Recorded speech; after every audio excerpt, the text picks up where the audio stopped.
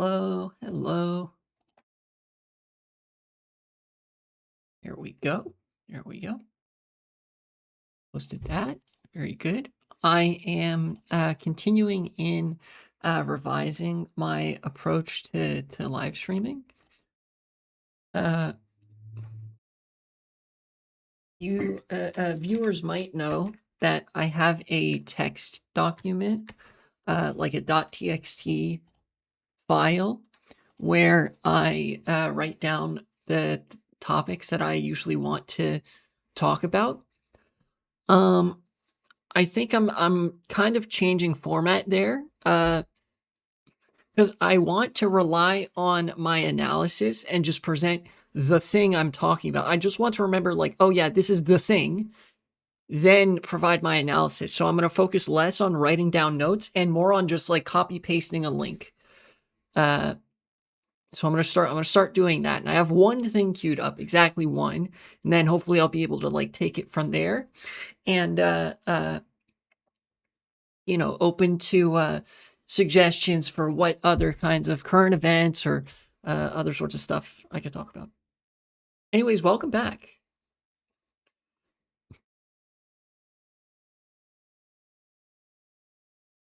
It's been a while since I've dropped in. What's up, Real Cryoraptor? Welcome back. Stupid idea, because I'm right, I don't need to convince people mindset. Yes, the mindset of many liberals, for the most part. And when I say that, I don't necessarily mean that, like, everybody should be a debate bro. I mean, what I mean is that, like, you should act as though you haven't already won. Like, convincing people in politics doesn't necessarily mean like debate bro convincing them one-on-one. It could just mean like crafting an overwhelming narrative that makes strong emotional appeals for people to sort of rally behind a like emotionally compelling message, right? That's how the right wing convinces people. They don't convince people by like asserting the technical correctness of the thing that they're saying. They rely on emotional verisimilitude, which is, again, not to say that the left needs to rely on pure verisimilitude. What that means is that the right is purely relying on something feeling true. And so I think the left needs to, well, the left has taken plenty of notes. We know that there are people like Zoran Mamdani and Brad Lander and Katie Wilson and plenty of progressives who say things that are correct about the world that emotionally resonate with people. It's just that there's this like lack of overlap with the liberals. There's like a three-pronged Venn diagram. It's like being correct and being emotionally compelling. Conservatives are wrong but can be emotionally compelling.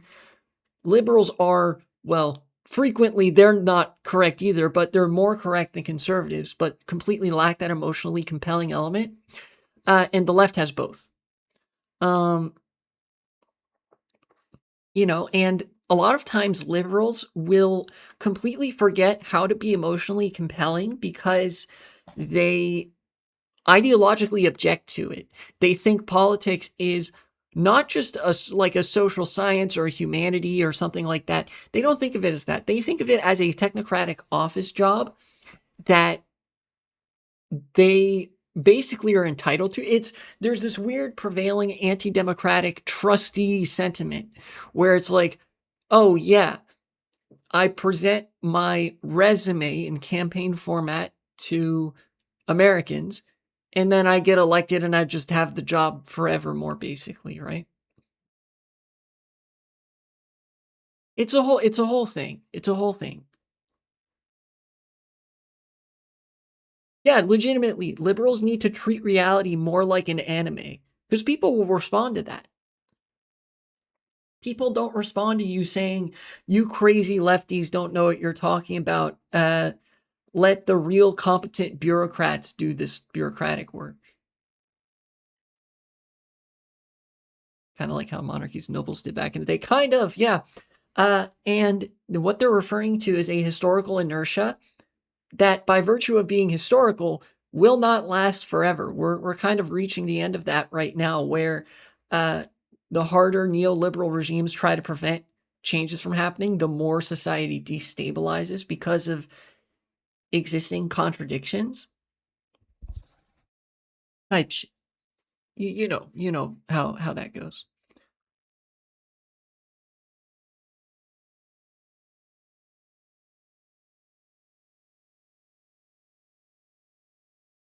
But in the meantime, this country is cooked you know, until the liberals aren't relevant anymore. I talk a lot about the liberals. I talk a lot about how much I hate the Democrats, how much I hate liberals. And I don't necessarily talk as much about how I emotionally hate conservatives. I'll talk plenty about how conservatives hate you and they want you dead. But in my mind, the evil of conservatives is so basic, consistent, and psychosexual that they are beneath my emotional outrage. Right? Does that make sense? It's almost like, would you get mad at a bottle of arsenic if somebody drank the arsenic and died? Or if somebody gave somebody arsenic and they drank it, right? Let's imagine they coerced them to drink the arsenic. You wouldn't be mad at the arsenic. You'd be mad at the person forcing the other person to drink rat poisoning, right? The conservatives are, yeah, you know what I mean, right? Where it's like, I mean, I guess that the better example is the wildfire. The wildfire and the arsonist. The wildfire is such a consistent evil and destructive force that it is like it doesn't obey the same rules as something with actual personage and character. I can't get mad at a wildfire. A wildfire destroys. That's what it does. That's that's just how it works. What you get mad at is the arsonist pouring gasoline on the fire and then turning back at you and like, well, what am I supposed to do? Not pour gasoline on the fire? You get mad at that person because it's perfect. Both of you know it is perfectly within their conceptual range of action, emotion, and thought to not pour gasoline on the fire, right? Conservatives are the fire. They hate you. They will kill you. They are a force of nature that knows no such thing as critical thought, right? The liberals that enable them, the liberals in government, who for some reason view it as their job to cater to the every whim of the conservatives, they are deserving of the moral outrage, right? The conservatives are deserving of mockery insofar as you can even acknowledge their humanity. They are deserving of mockery because that can potentially convince them to stop acting the part of the wildfire that they are. It'll make them shrivel up in the corner if they are mocked hard enough and institutionally enough, right?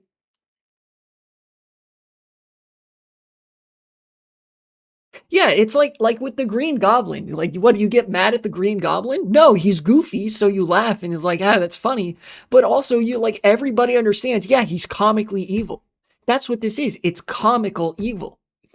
Um, a lot of comic book villains are described as comic book villains because they are over the top, morally unapologetic in their evil, and basically beneath the contempt of the reader, right? There are some comic book characters that are very contemptible, but a lot of times the villain is just kind of like, oh, haha, they do that. Like, that's what they do. They do evil, and they're like obsessively uh, uh they're obsessive showmen about it. And so that like that's funny, you know?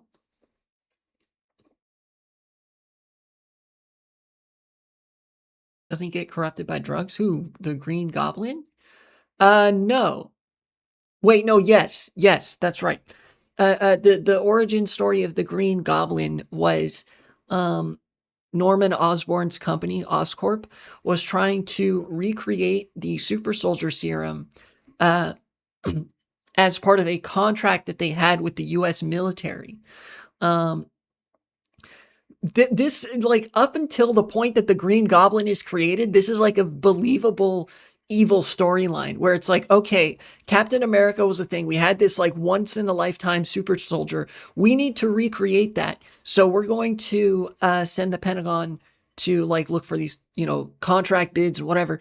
And Oscorp gets this military contract to try to recreate the super soldier serum so the US Army can be full of Captain Americas who will just do whatever the US government says. And but because of deadlines, whatever, like a lot of safety guardrails get thrown out the window and whatever. And Norman Osborn ends up using himself as a test subject because it's like, oh, they can't get approval fast enough or whatever. And the super soldier serum does give him enhanced strength and whatever, but it also drives him insane and gives him like, it gives him what I would think is either dissociative identity disorder or borderline personality disorder, where now he's sort of two different personages, where he is like the Jekyll and Hyde type thing. There's Norman Osborn and there is Green Goblin. And then as a result, the government's like, shit, now we got to cover up this project or whatever. Only to resume it later with various other failures.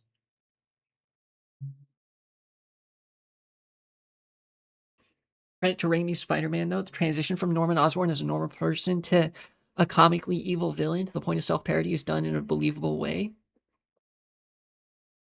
The enhancement exaggerates all of Norman's worst personality traits. Yeah, probably. I wouldn't be surprised if they like drew inspiration from that part of like the comic books or whatever. But yes, I think over time I've viewed it as increasingly viewed it as a strength how goofy Sam Raimi's Spider-Man movies are, because real life is also that goofy. You don't have superpowers in real life, but things do be that goofy for real. You know? If anything, the most unrealistic part is that the executive of a company such as Norman Osborn would have that much personality and be that charismatic of a figure, and that functional of a human being, very much a like end of the 20th century kind of conception, but it's very well written.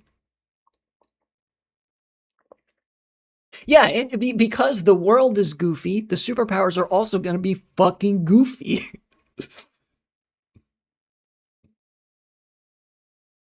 MCU couldn't destroy Green Goblin's goofiness. That's true.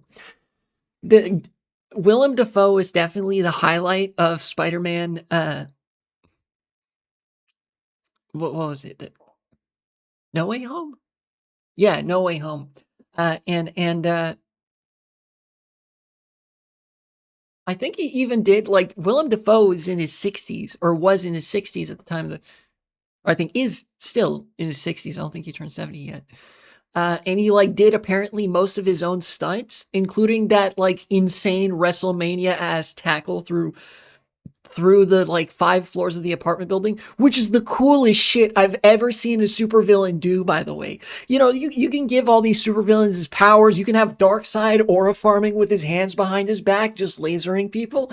And that's still not as cool as a guy just flipping Spider-Man up into the ceiling and tackling him and crashing through 5 consecutive floors of a building. Absolute cinema for that like brief moment when Spider-Man was getting his ass kicked. Yeah, he rocked that role, man.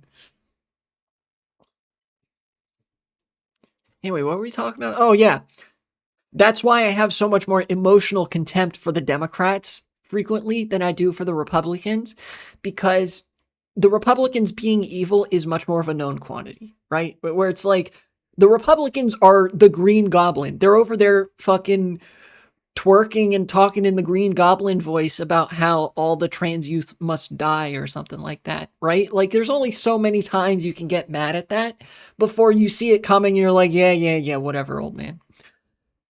But then meanwhile, the Democrats will virtue signal from time to time, posture as though they're about to do something, and they're like, nah, just kidding. It's like treachery. The evil of Republicans is flagrant and open, and the evil of the Democrats is defined by treachery. You know? Yet another way in which the Democrats are anti-democracy is that they are they edge and goon their political base. You never get the satisfaction of knowing that they actually do something good. They always talk about it and then nothing. Yeah, back to reality. You like his arc in No Way Home where he's trying to make Peter just be as bad as him? Yeah, I think that's like a very interesting arc for the Green Goblin because he doesn't really change. He's just having a blast. But like for the first time, he's encountered a Spider-Man that he's like, oh shit, this might actually work. You know? Like I might be able to emotionally break this kid. Anyways, the probably because he's 18 in No Way Home. He's supposed to be 18 or 19 because it's about the time that he's done with high school and applying for college. So the Spider-Man in that movie has literally just become of legal age to be considered an adult.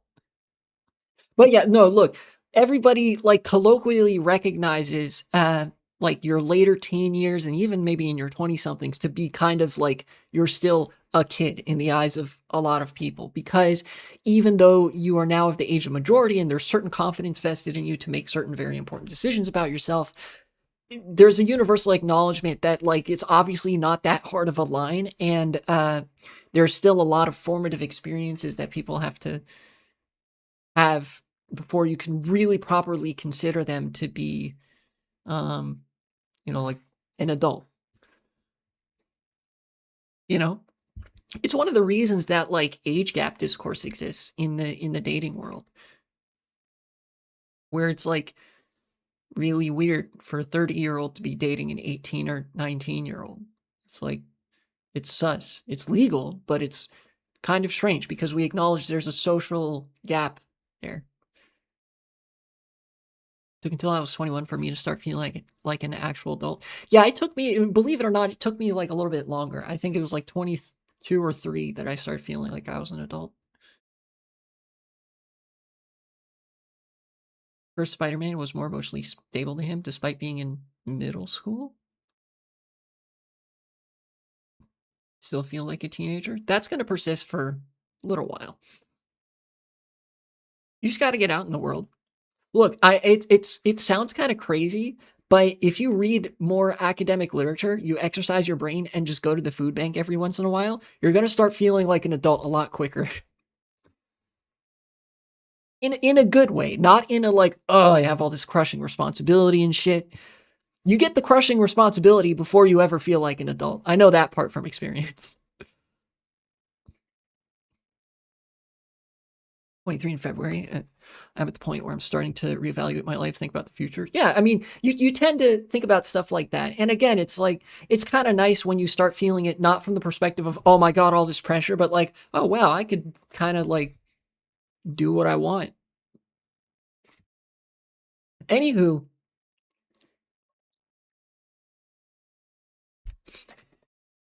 there was one thing I wanted to talk about that I had a link pasted for, and then we can go back to like yapping. I don't really crave power, neither do I. That's fine. Although that does mean your career path as real life Willem Dafoe Green Goblin is unfortunately out of the question. Unfortunately. Anyways, you guys remember the Oklahoma University shit where this student wrote the worst essay anybody's ever seen in their lives and got a teacher fired for it and made a lot of money? There's a video clip now of her, Samantha Fulnecki, admitting that, yeah, I didn't actually do the assignment, Lamau.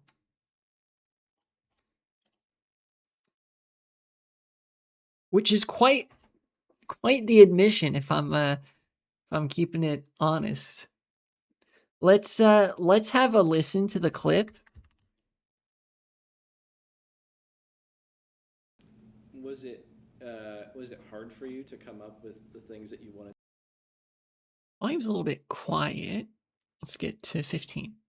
Why would you say this out loud? Because number one, she's retarded.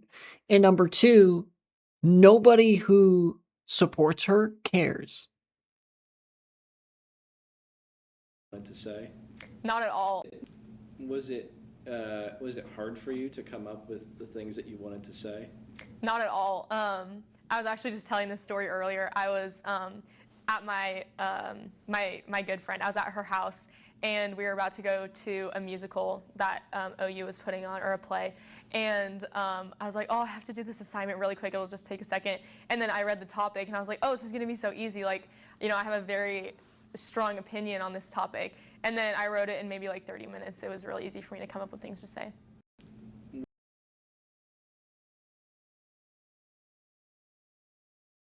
The assignment was like a 700-word essay or something. She was like, yeah, I just wrote in 30 minutes. Dog shit essay.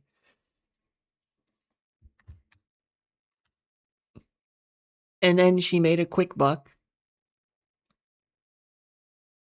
It is so, I think I quote tweeted somebody, I think I quote tweeted this tweet here that Parker Malloy is quote tweeting.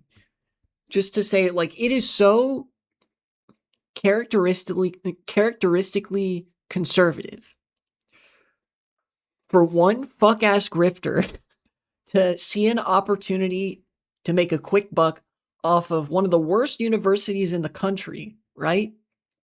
And then do so, get a teacher fired, and ruin the lives of thousands of people who are just trying or were just trying to get a like decent quality education in college. How do I avoid putting the fries in the bag in a way that also condemns the economic fate, like condemns thousands of others to a much, much worse economic fate? And what I mean by that is that there were employers who looked at this and they were like, well, shit, because of this, like, I don't blame them for this either. There were employers looking at this like, well, shit, now I'm not going to hire anybody that has a degree from Oklahoma University. If this is what the university is getting up to, that paper's not worth shit. For all I know, you could have like not read the prompt for anything, cheated your way through all your classes, and they like had to pass you. Otherwise they would get fired. Right? And they're correct to think that. But then a lot of Oklahoma University alum students are looking at this and be like, fuck, man. Now because of Samantha Fulnecki and her fuck-ass grift, because she wanted to get some like quick money off the university, and because of the cowardice of the university, now because of that, I can't get a job anymore. Because I have a degree from Oklahoma University, this hypothetical person. I didn't go to Oklahoma U. Like all these alum are saying like, well, shit, now my degree from Oklahoma U is worth nothing and I can't get a job because this person just demonstrated that this institution is worth shit.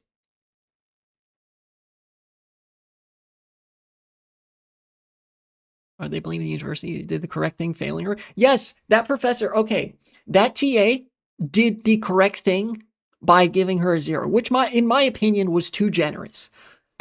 I've had actually worse grades than this this woman on occasion, where a professor took one look at my essay, refused to grade it, and said, you need to redo this. I don't think you understood the assignment. And the class was unfamiliar territory for me. To their credit, they were right. I didn't understand the assignment super well. So I went back and I redid it. And I got a good grade, right? That had to happen. That happened to me on occasion. I think it happened one time where it was warranted and one time where it absolutely fucking wasn't because I put my heart and soul into that shit. How can it be worse than 0, a negative number? I just told you.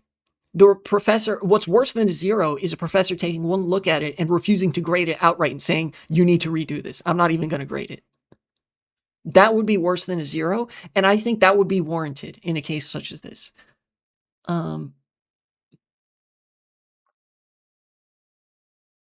But yeah, no, the TA was correct. The university took the student's side. They were like, "No, you need to give her a passing grade?" Question mark. I don't even know what they. No, yeah, I think that was what they ruled, right? Because they said like, "Oh, you're discriminating against her for having conservative religious principles in parentheses being retarded, and you need to give her a passing grade on the assignment." Never mind the fact that if you read the notes that the TA wrote on the assignment, none of it had to do with what she actually believed. All of it had to do with her not engaging with the material at all. As disturbing as this might be to me, it is possible to take a psychology or philosophy class. I think this was a psychology class. It's possible to take a psychology class while being conservative, having conservative beliefs, and for that to show in your work and for you to still engage with the course material to a sufficient degree that you pass the class. That is still possible, unfortunately. Her ass did not do that. She's just illiterate. To be fair, do you expect anything else out of Oklahoma? Yeah, that is a fair thing to say. We should have kind of expected such chicanery from literally ranked number 50, by the way, in educational outcomes in the whole country. There are 50 states in America, and Oklahoma is ranked bottom of the list, bar none. They're so scared of conservatives getting mad at institutions. Yeah, they're absolutely. This is why, like, I get mad at liberals a lot. Like, the people who run this university are the worst kind of liberal. And I did kind of get mad at them. It's like, what the fuck? Because these people know better. If you are part of the administrative staff of a university, by definition, you have to be college educated. These people know how to write an essay. So obviously this was just motivated out of like, ooh, we don't want the big conservatives to be mad at us. When the objective is served from them acquiescing to the conservatives. They were counting on the university being weak because now they've destroyed an entire educational institution. Oklahoma U can no longer serve the function of being a institution of higher education because of this. Like this, Samantha Fulnecke, with the help of the university erring on her side, has proven that going to Oklahoma University doesn't give you jack shit in terms of an education.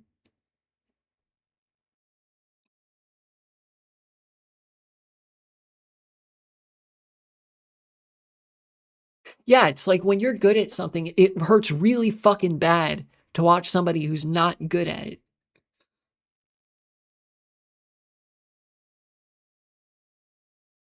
They're not like us. They not like us moment.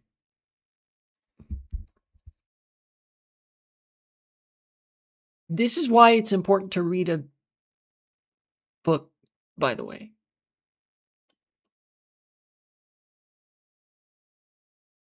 Like, exercise your brain. Seriously. There's sometimes it can be kind of a tall order, but you know, we can't let this shit take over. Watch this woman become an icon of the conservative movement. Lol, they tried to silence her. Real Cry Raptor, you might have missed the wagon a little bit on that because that already happened. This is the aftermath of that. It was like a couple weeks ago, I think. And Fulnecke wrote this essay and like immediately went to complain about it online, where all the conservative grifters picked it up, and that was the line: she's being discriminated against for her religious beliefs or whatever. Imagine how companies require you to write essays for your interview. I would support that. Unironically, I would support that. I'm a bit late. Yeah, no, it's all good. Look, if anything, this guarantees that your lens of analysis is kind of on point because you described exactly what happened. you know? And she wasn't a freshman either. She was a junior at the university. She was in her third year. They 100% planned this out, and it's not a coincidence that the TA was a trans woman. I guarantee that, like, they found out that the teacher's assistant for this class was transgender, and then immediately were like, oh shit, this is like a golden opportunity to make money off of the conservative grift. And then that's exactly what she did.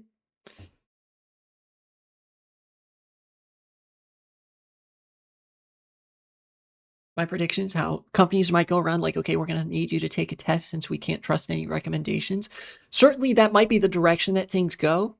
Again, it's like it's part of the illiteracy crisis that's being furthered by conservatives in their effort to destroy institutions of education broadly, but especially public education. University of Oklahoma, I believe, is or Oklahoma University, I believe, is a state school. Here, let me see.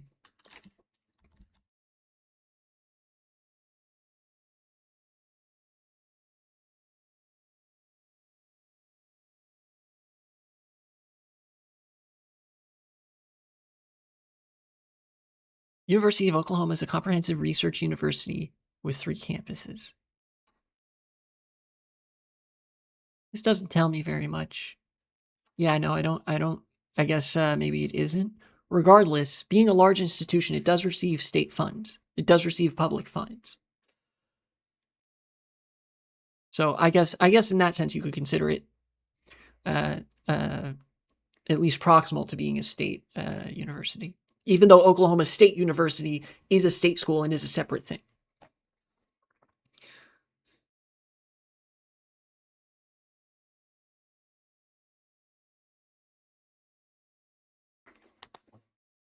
They're not just stupid, they're ideologically pro-stupidity, it's really funny and really doom-inspiring at the same time, because this is what results from that.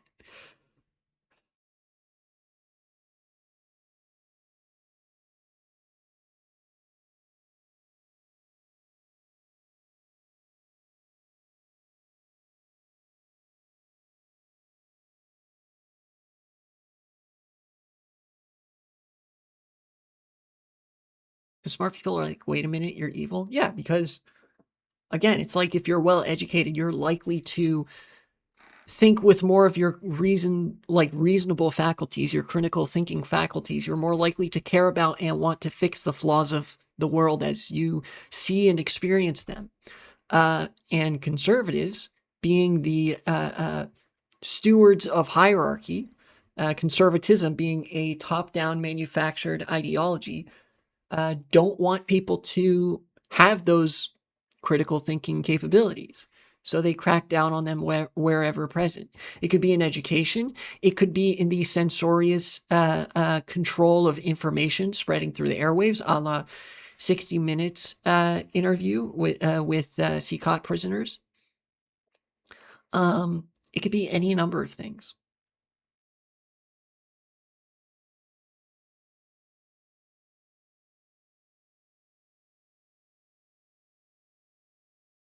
Your opinions on Christmas and the modern state of the holidays. I'm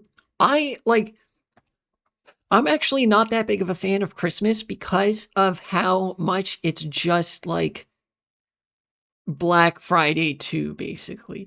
It's so seamlessly, it seems like, integrated into consumerism as a incentive structure. That is to say, like, spend all this money, spend money, buy shit. It doesn't matter how much money you have, go into debt, whatever. That I'm not a big fan of. And I also have felt at various points a little bit cagey about the emphasis on given family as opposed to chosen family, because of how many people really struggle with their relationships with their families. I even have some issues with the non-capitalistic parts of Christmas, but it's a holiday and it is a kind of social event. and for that, I think it's forgivable. Contextually, I have been convinced to like it more because of how now, like, the consumerist elements of it, and particularly with the AI ad, the one time, have started to infringe upon the social elements of Christmas, where it's like, yeah, fuck your family, fuck your friends, go eat at McDonald's for Christmas. Like, all right, tell me you fucking hate the human spirit, right?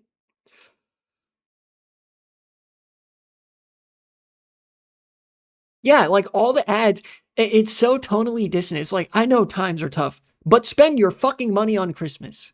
Like, times are tough and you don't have money to spend, but spend money anyway. Like, no, you know? So I have problems with the holiday itself. I don't have problems with people celebrating the holiday. I mean, shit, that's time off work. You get to hang out with people that I hope at least you like. Um, you know, but usually I say, like, happy holidays, have a good holiday season, whatever. Uh, just in the event that there's like people that don't celebrate, usually. Although if somebody says Merry Christmas, I say Merry Christmas back because, you know. Yeah, that's another problem. You barely get time off work anymore.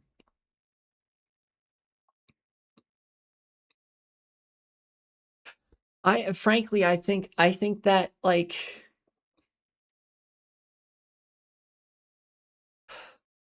with respect to the state of holidays in general, I think, like, obviously it's kind of fucked by consumerism, but the one uh uh the one holiday that I view still as, like, probably my favorite is Halloween, because it encourages you to go out and about, and to the extent that it encourages you to buy things, it's mostly candy, you know? Sure, there's all those, like, cheap Halloween costumes, but I think there's more of an encouragement of artistic liberty to be taken with the holiday of Halloween. Even though there are certain themes present, you can dress as whatever you want. But the theme is that you're dressing as somebody else or something else that's, like, identifiable. And I think it's like Halloween, because of its emphasis on sociability and going around and, like, fostering community and individual artistic expression, I think, is an inherently left-coded holiday, where Christmas, being a holiday set during the wintertime, it takes place mostly indoors and lending itself well to the nuclear family, with very much more concrete aesthetic themes with limited room for artistic expression, is much more of a right-coded holiday. Such is the way that I see it anyways, from, like, my academic brain sort of chewing on that. Yeah, you can put in a good faith effort for Halloween while still being relatively low effort for that. Whereas Christmas and Easter are much more high effort, and, you know,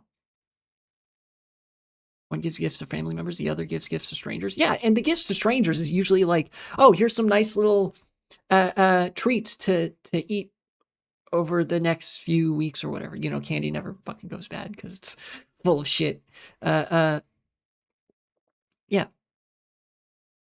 And then on Christmas, it's like, oh yeah, let me just sink a shit ton of money into something for family. The gift giving process in yeah, here's some free cavities. The gift giving process for Christmas is a lot more awkward. I find myself gravitating to writing people cards because writing is a manner of expression. And I feel much more comfortable writing something to somebody about how I feel about them and wishing them a happy holiday season and whatnot. Uh,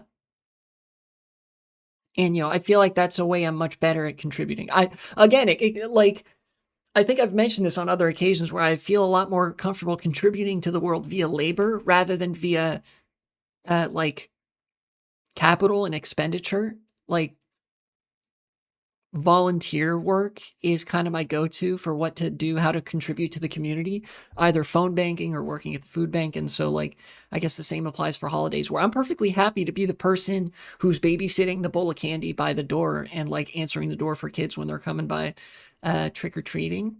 And I'm also perfectly happy to write cards for people. But that's not very expensive. So that tends to be frowned upon sometimes, you know? Especially like, and that again, that's like one of the things that makes me not like Christmas as much, because it's like, oh, spend all this money on this shit. It's like, I'm fucking broke. What money? I can write you a nice card. There's plenty of artistic ability up in here that I can write you something nice for the holidays, but I don't have that much to give.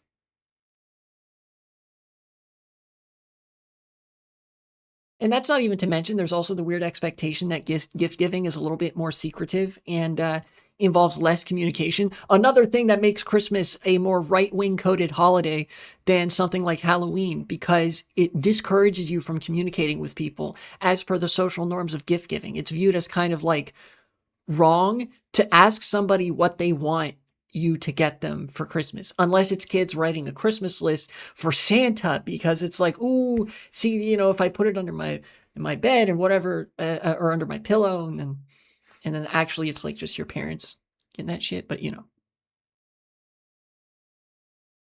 like it's hard for me to try to guess what somebody wants. I'd much rather just ask like, hey, do you want something for Christmas? And I would hope that the other person responds honestly, and then I could just like, sure, I'll get you something.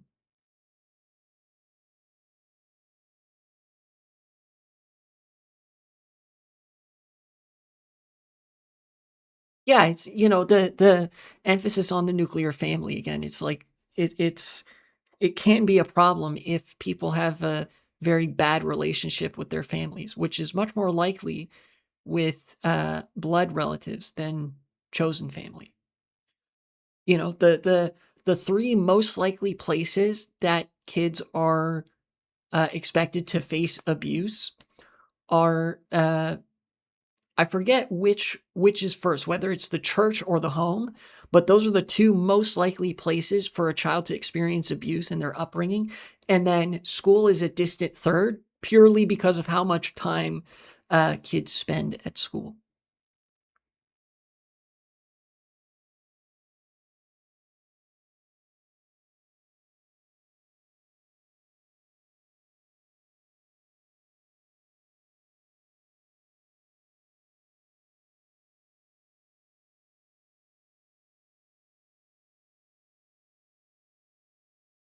Anyways, that's my tirade about how I am the strongest warrior in the war on Christmas. Fuck that holiday, kind of. Not really. I think it's good when people get to be happy for stuff, but it's not my cup of tea. Not a huge fan. But hey, you know, I can just sit back and do nothing, win, as per President Xi. Thank you. Because conservatives have now taken up the mantle of the strongest warriors against Christmas, a la don't get presents for grandma and also uh, skip out on that Christmas meal or on those Christmas presents because, like, I don't know, you need to tighten your belt so that data centers can be built and like don't worry about getting a tree. Get a fake tree so that the data centers can destroy these fucking Christmas tree farms. They have actually argued that. Conservatives on Fox News actually did argue that people need to suck it up and not get a tree this Christmas because the AI companies need to build data centers where those pesky Christmas tree farms are currently.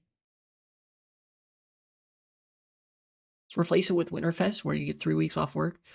And on the day of the holiday, you just get drunk with your mates. Lol. Yes, that'd be so much better. You know, the winter holidays, like it's a perfect time for there to be a like holiday off of work and stuff.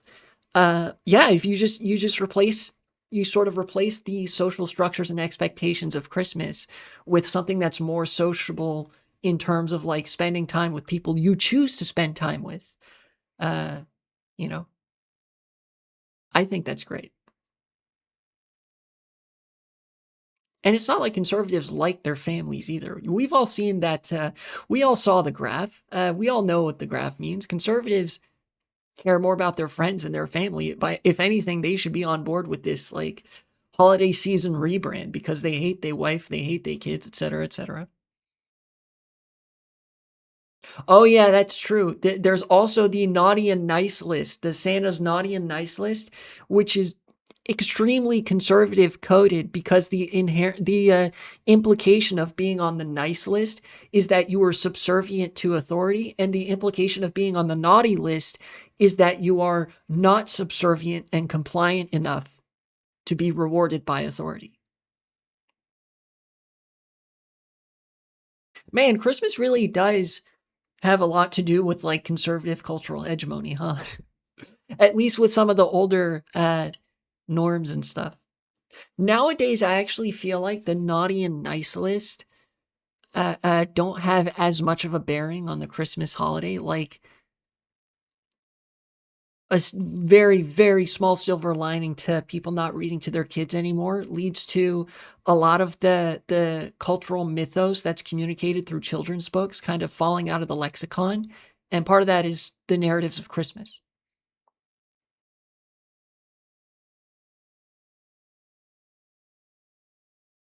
Yeah, that's true. Conservatives will be like the nuclear family is divinely ordained, and then they're like, I hate my wife and kids. Let me go get drunk at this gay bar. Type shit. Conservatives don't actually like the family. They don't actually like, you know, the family. Like their family and other people in their family. The love of conservatives is extremely conditional. Just look to how any conservative treats a liberal member of their family or a member of their family that's part of a minority group, particularly a sexual minority, queer community, trans community, etc. What they love is the idea of the nuclear family, which is actually very consistent with their love being conditional and them hating members of the family that do not conform exactly to their ideology, because the nuclear family represents control over everybody else in the family. Pater familias. They don't love their wife and kids. They love the concept of the nuclear family because it means they have divine authority to control their wife and kids. And if one of their kids turns out to be queer, then they hate them because their queer identity is an inherent rejection of that kind of control structure. Made the point for me, lol. Well, I have, yeah. If you in college you actually learn this as part of archaeology, because paterfamilias and the nuclear family is kind of essential in analyzing ancient societies and how there are and aren't certain patriarchal parallels between back then and now, and how much of our nuclear family we project backwards. The only commonality between the modern nuclear family and family structures of old is paterfamilias. What we've done, the thing that's changed, is that we've removed the social element. The nuclear family in the 21st century, in the 20th and 21st century, is more dehumanizing to the women and children than overtly paterfamilias social family structures were thousands of years ago, because now the nuclear family is just the parents and children, the mother, the father, and the children. Whereas back in the day, the sort of dehumanization of the women and children was kind of limited by the fact that a family structure wasn't limited to one household or one generation or like two generations, right? Everybody in the town like would have known everybody. So there's like the floor of dehumanization was higher, like the floor of how human everybody was viewed as was kind of higher in a way. It was much lower in many other ways, but there's a significant difference.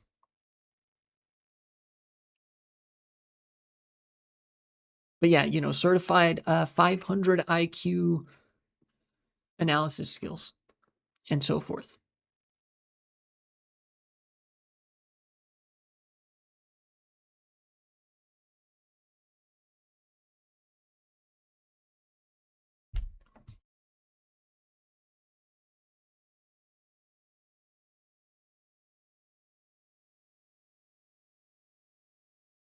I saw this too. I think this is where the customs of Christmas originally came from, because back then it would have been everyone in town getting together, having a good time before the Industrial Revolution and nuclear families happened. Yes, the Yuletide tradition of burning a log and whatever. The giant Christmas tree in the town square is much more true to the Christmas tradition than observing those traditions of like gift giving and the what is it, coniferous tree, like just at the household level. That is very anachronistic. The more analogous to the classical Yuletide tradition is having the big tree or the big log back in the day in the middle of town, and you would give gifts to random people. Like it wouldn't just be family, or like maybe it would be, but king groups were so big that like almost the entire town would have been connected by some kind of family connection or whatever, right? It used to be more pro-social than it is right now. I think that the consumerification, the marketization of Christmas has contributed to the ways in which I really hate the holiday, even at a social level, because market economics and capitalism really incentivize atomization. And those have actually meshed really well into the cultural perception of Christmas. Christmas has almost entirely lost its broader social character and is now mostly reduced to the scope of nuclear and maybe extended family.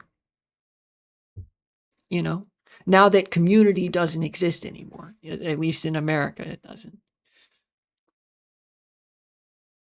Certainly in Europe, it would be a bit different. And anywhere that has like actual city structures and like actual urban design and such.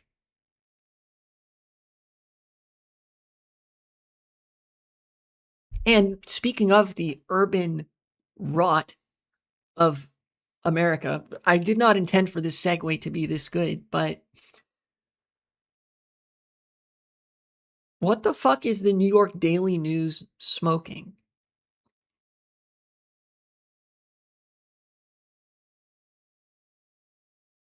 Here's this headline. Brooklyn father of two who didn't want a second car killed riding scooter to work. Wife. What can I say except you're welcome? Thank you. Great song, by the way. Really funny. Funnier than I think they intended it to be.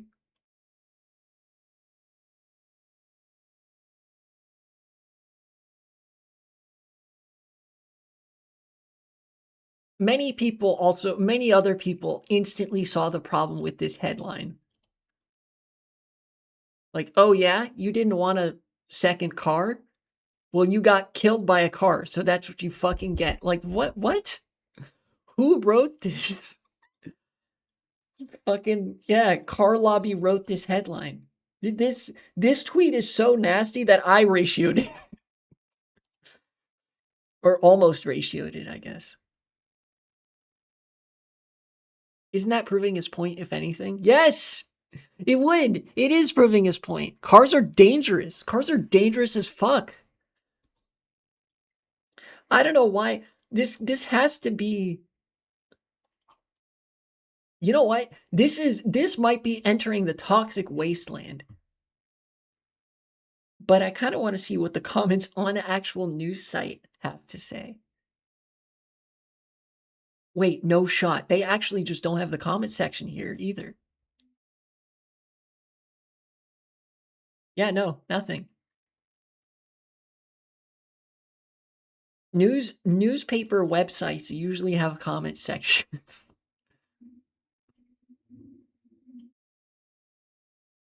This is indicative of the kind of urban rot that contributes to the death of community in America. I think in large part it kind of speaks for itself, but it also gives new definition, if I might. It gives new definition to what I like when every time when I say that American cities are designed for cars and not people. American society is hostile to people and hospitable to cars. And this is a reflection of that. This is like the most literal that's ever been. Hostile to the fucking guy that got killed and like framing it as though it's his fault for not wanting to buy another car. They have a car. They didn't want another one. Oh my God.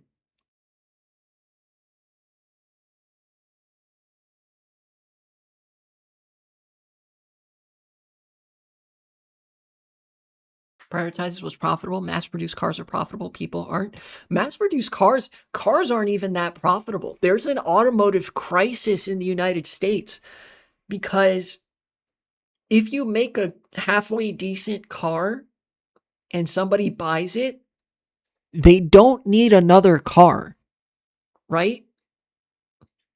It's like, this is actually like the planned obsolescence hasn't worked well enough to justify the car industry sticking around. Like initially, the automotive industry was very profitable in the early 20th century. Ever since then, it's been a combination of them actually making changes and like inertia. You know, the profit is mostly in their continued control over market share. Making and selling cars is less and less profitable because people don't need them, they don't want them, and they can't afford them. They are producing product for which there's no demand. You know, they're trying to induce the demand to mostly unsuccess, like to mostly a lack of success. Like I was going to say varying degrees of success, but like it hasn't been terribly successful. Cars are getting more expensive. The terms for loans are getting much longer, and people like wages are stagnant. It is known. So like nobody can afford to buy them. So they're just going to stick with the car that they have if they don't actively need a car. Like if their car isn't just completely broken and shit. Bit like the military-industrial complex then, lol. A little bit, but the military-industrial complex actually is profitable, right? There is like those profits are augmented by government spending, of course, and a lot of it is like because of contracts with the government.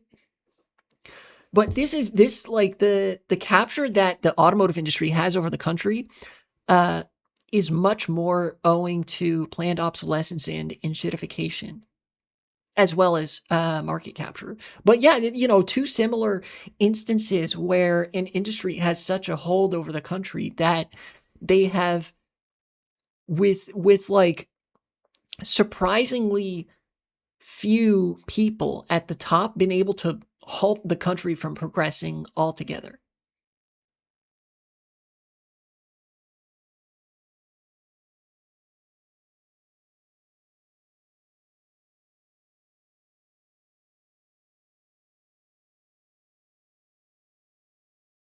I fucking hate cars.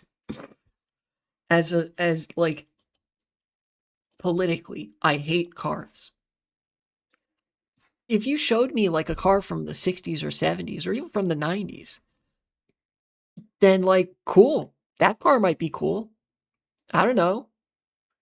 As a fucking special interest that somebody has or whatever, it might be fun to get into cars, but I fucking hate cars. If that makes sense.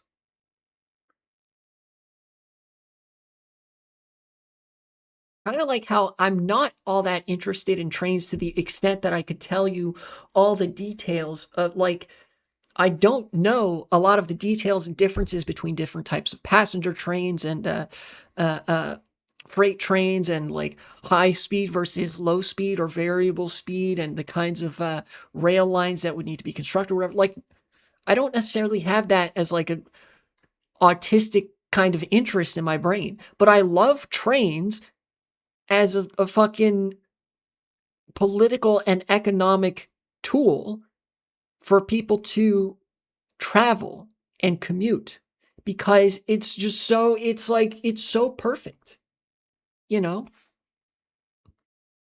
Like, oh, wow, The Virgin fucking highway fan, having to create a giant mixture of rocks and like fucking sludge that dries over time, to make a route that will be extremely environmentally destructive, contribute to the poisoning of the soil and the water table, and have to be fixed constantly because of how much weight travels over it, and drains the budget of every state in the country, versus the Chad Railroad enjoyer. Haha, what if we put these giant fucking I-beams basically down in a straight line and it costs like nothing to maintain?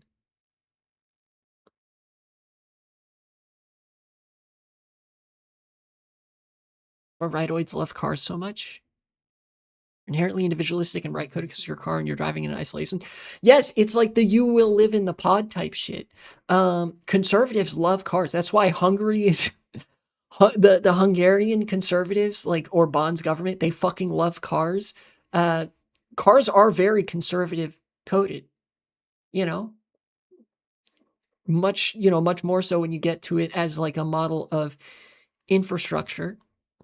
And yeah, they love it precisely because it facilitates. Yes, I did know that, Gotron. In fact, they are still. When I went to Morocco as a kid, Morocco has had a very rapid development cycle. My mom is Moroccan, and she said that when she was growing up there in the 70s, it was basically like Morocco was, for many intents and purposes, Morocco was in the late 19th century in terms of the technology and infrastructure they had available, right? Some people had cars and there were paved roads, but that was about the only hallmark of the 20th century to be found, right? When I was in Morocco as a kid, like when we went there when I was a kid, like when I was little, so only about 20 years ago, it still wasn't that common for people to have cars. It's much more common now, but yeah, cars are a toy of the rich, and conservatives fucking love it because number one, it reinforces that hierarchy. Cars as a status symbol, right? You know, rich people drive the nicer cars and the poor drive the not so nice cars. And because of motor normativity, there have been sociological studies to confirm this. If you are a driver, you become more conservative insofar as misanthropic tendencies. Driving in a car separates you from your fellow man and thus facilitates you in dehumanizing them. Cars facilitate hatred and dehumanization on a quotidian, like day-to-day level. So conservatives fucking love it. Conservatives want you to hate everybody, and they want everybody to hate everybody else. With trains and buses, you're sitting next to other people. That's why conservatives are always so gutturally uncomfortable with looking at images of trains and buses, because they're so used to being in cars. They're so used to cars as the dominant mode of transportation. They can't fathom having to exist in a space with another human being, apart from their wife and kids, who, as per the Familias model, are not human in their eyes.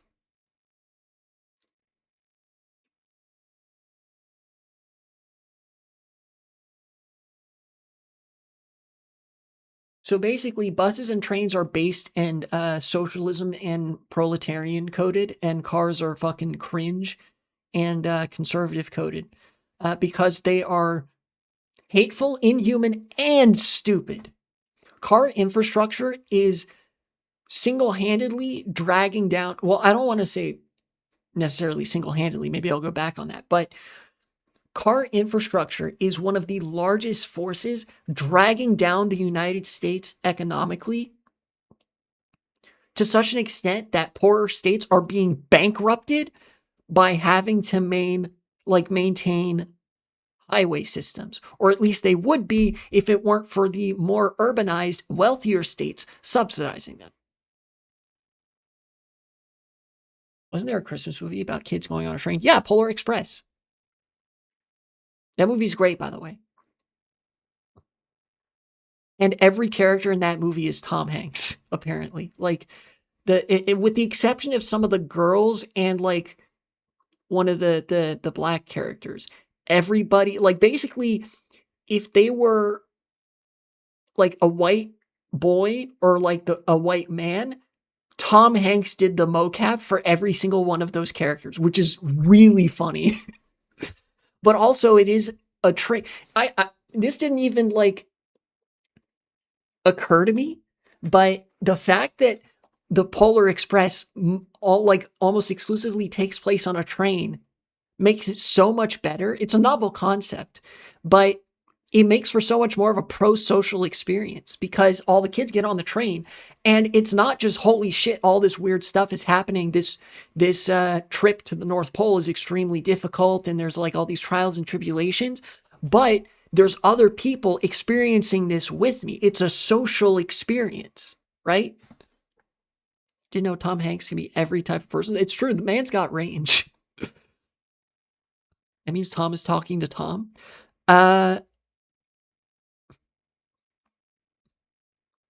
Not necessarily. He did a lot of the mocap, but he was only, I think, the voice actor for one of the characters, if I'm remembering it. Let me actually confirm this. Or Express Fast.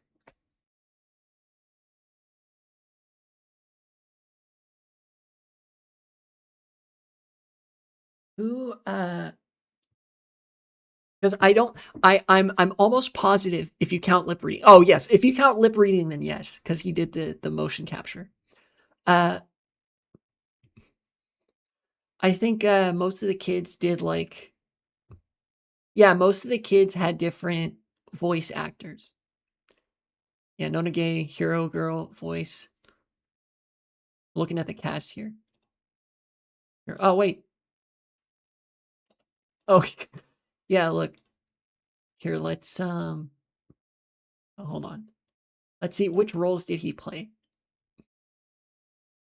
Tom Hanks credited as playing. Yeah, he voiced the guy that Michael Jeter played, like if I go back here. Yeah, he's the voice actor for one of the characters.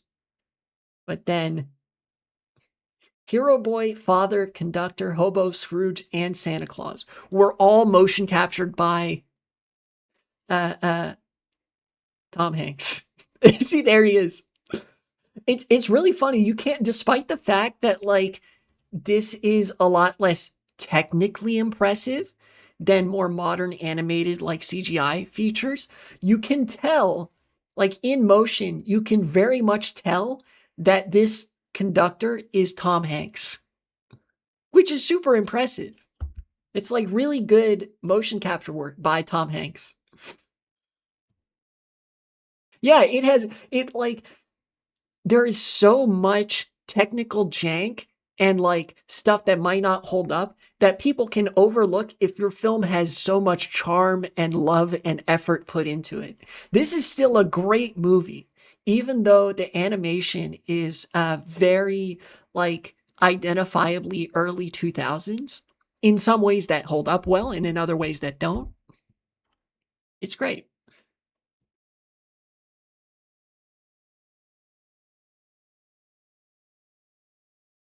Here, look, this speaks to what I was saying about like it being a pro-social experience of being on a train. Lamau, the one person that disliked all these. Thank you. No, thank you. The one thing about trains, it doesn't matter where they're going. What matters is deciding to get on. It's about the train itself. It's about the experience with other people. Whereas with cars, it's actually the opposite. The only thing that matters when you're in a car is the destination, right? You're just in the pod.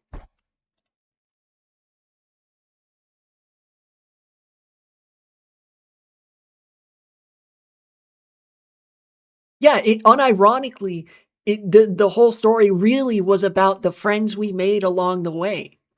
The real Polar Express ride was the friends we made along the way. You know, it didn't matter at the end of the day that you were going to the North Pole to see Santa. It mattered that you got on this train and had this wacky, wild ride with a bunch of kids that you made friends with, right? been scientifically proven the cars killed more people than trains. Oh yeah, cars are responsible for innumerably more fatalities per year or per unit of time than trains are. In fact, let me look that up.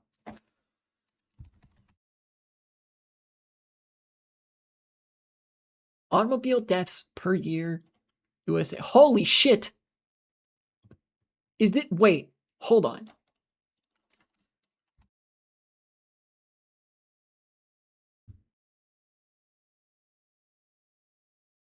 Okay, is there data for, oh my God. In terms of orders of magnitude, there are about as many automobile fatalities per year in America as gun deaths. Doesn't help that USA's public transport is utterly atrocious. Your driving accident rate is insanely high. That is true. That's yet another contributing factor. But again, this is a problem with like car infrastructure and stuff. You can get drunk and ride the bus. You can get drunk and ride the train. You're not driving. You know? So long as the bus driver or conductor isn't drunk, you know, they can handle having a few drunk passengers and such. Look at this.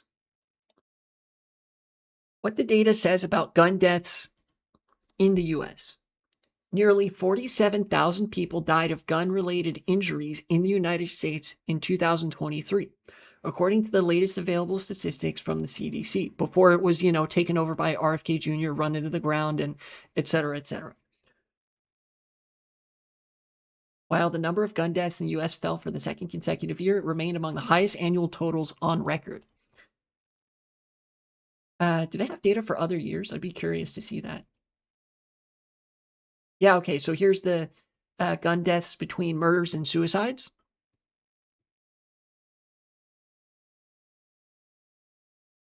I wonder if they have the raw numbers. I mean, they provided one raw number for 2023. It's about 47,000. Yes, and then let's look at cars. Per capita oh wow, Russia. Okay, here, hold on. Per capita road accident deaths in the US reversed their decline in the early 2010s. Actually really impressive from Russia. This actually makes me curious, what has Russia been doing?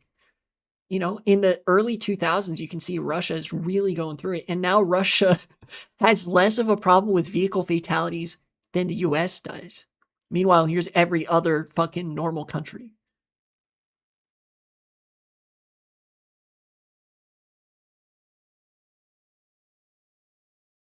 From the beginning of recorded statistics in the 70s, total traffic deaths in the US generally trended upwards, except during the Great Depression and World War II, which makes sense.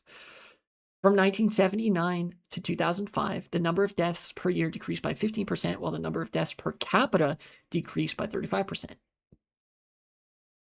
Holy shit, we are cooked. The 32,479 traffic fatalities in 2011 were the lowest in 62 years since 1949. In 2016, the NHTSA reported 37,461 deaths in 34,436 fatal motor vehicle crashes, an average of 102 per day. In 2022, there were 42,795 motor vehicle fatalities. And by the way, this number, I guarantee you, is increasing because of the introduction of these self-driving Teslas to the road and the conditions thus becoming that much more dangerous. Jesus fucking Christ, did not think the UK would rank as one of the car safest countries in the world, lol. Yeah, well, I mean, you guys have trains. Y'all have trains, right? Japan and the UK have hella trains, so it makes sense, right? Germany is a little bit more car dependent. Canada and Australia are quite a bit more car dependent. France is, I don't know what they're doing, but and then the US is smoking crack. So is Japan and Germany. Their public transport is way better than ours. France too. That's true. I mean, look, I at the end of the day, I don't like some of these differences are going to be down to things other than purely the state of certain elements of that infrastructure. But like, it's clear that having public transit matters because in terms of order of magnitude, all these countries are in relatively similar positions. Honestly, the biggest outliers would be Australia and Canada because I know their public transit kind of sucks hot ass like the United States, and they're also very car dependent. You know,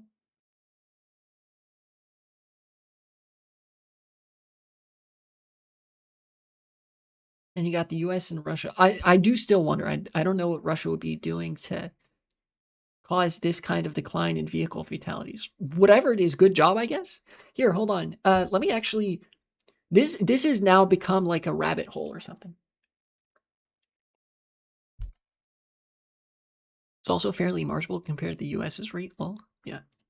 I'm gonna look up here. Russia vehicle fatalities decline.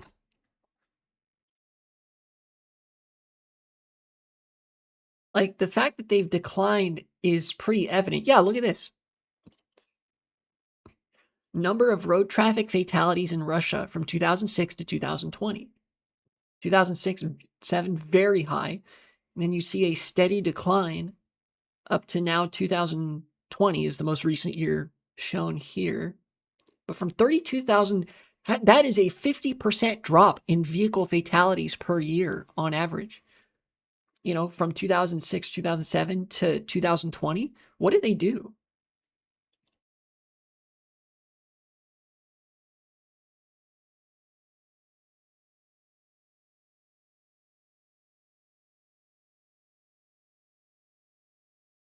Are they running out of oil? Maybe. Maybe. I don't know.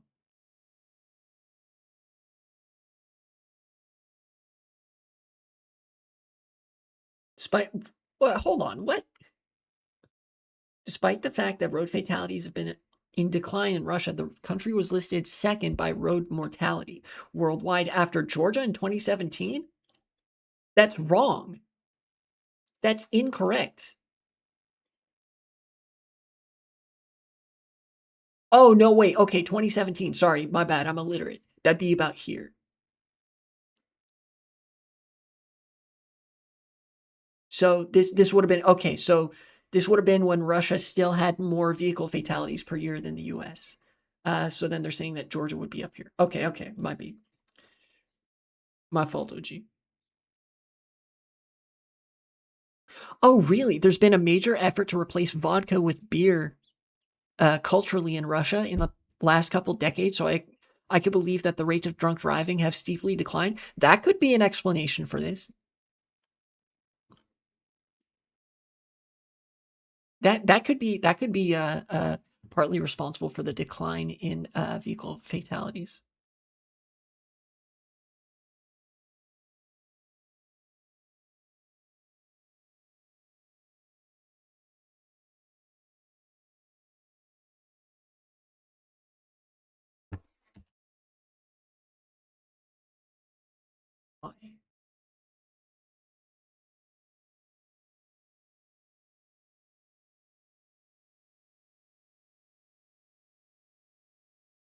Seems like some of it also has to do. I'm seeing some research saying like, oh yeah, Russia has been trying to improve the like quality of its roads and like ensure that there's not a shit ton of potholes or whatever, so cars aren't just fucking careening off the road for no reason.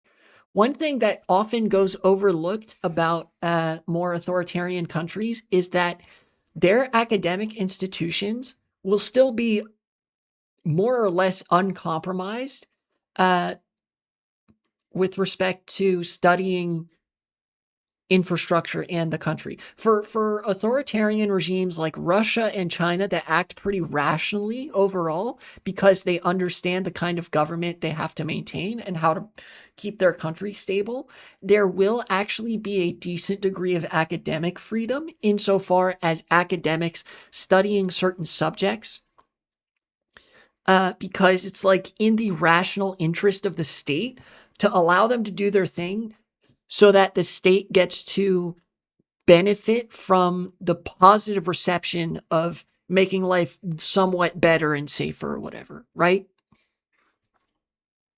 So you'll see actually a lot of good research coming out of places like Russia and China, which if you were a liberal and had certain failings in your worldview, you might not expect, because it is actually a feature of authoritarianism that oftentimes the state or state aligned actors will crack down on research and academic institutions. Such is happening in the United States.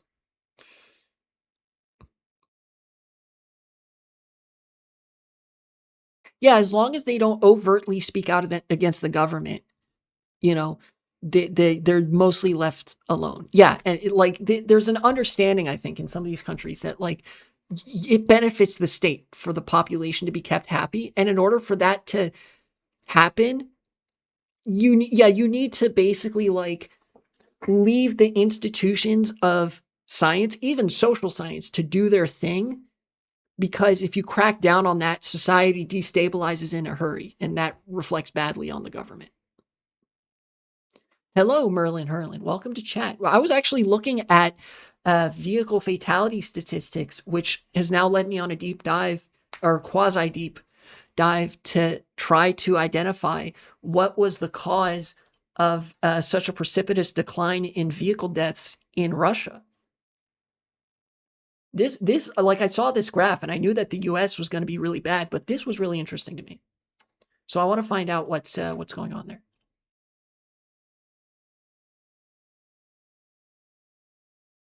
Even if you're an autocrat, you kind of need to have people around who can efficiently build bridges and roads and railways and space probes. Yeah, there's like it's kind of like the difference between this like liberal authoritarianism and fanatical fascism. It's one of the ways in which liberal fascism is more stable than illiberal fascism from like the 20th century, is that there are certain rational boundaries that business interests dictate be adhered to.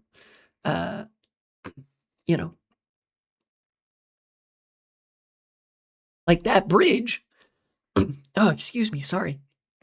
That bridge, that space probe, that could be really good for business. It could be good for keeping society more or less afloat, which is good for the image of the state and the profits of the businesses.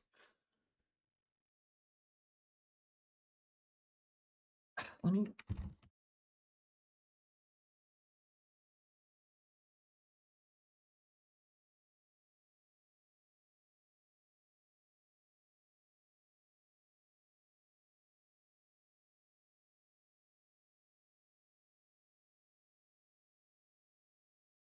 running, keeping the populace happy in dictatorships. It's also not as impossible for people to be co-opted, be it consciously or subconsciously. I say this because I live in Kuwait, semi-parliamentary constitutional monarchy, turned absolute monarchy in February of 2024. Oh yeah, I remember that.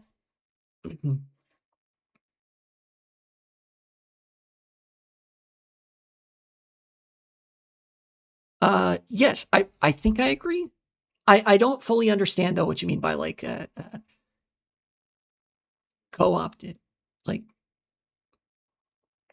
technically in Kuwait, there's no real active persecution of tweets or opinions. Yeah, like if as an authoritarian state, you kind of keep it like liberal authoritarian, like you mostly leave people alone, but also it's like, when they try to do a town hall or something, you say like, okay, Johnny, simmer down or whatever. That tends to be more stable.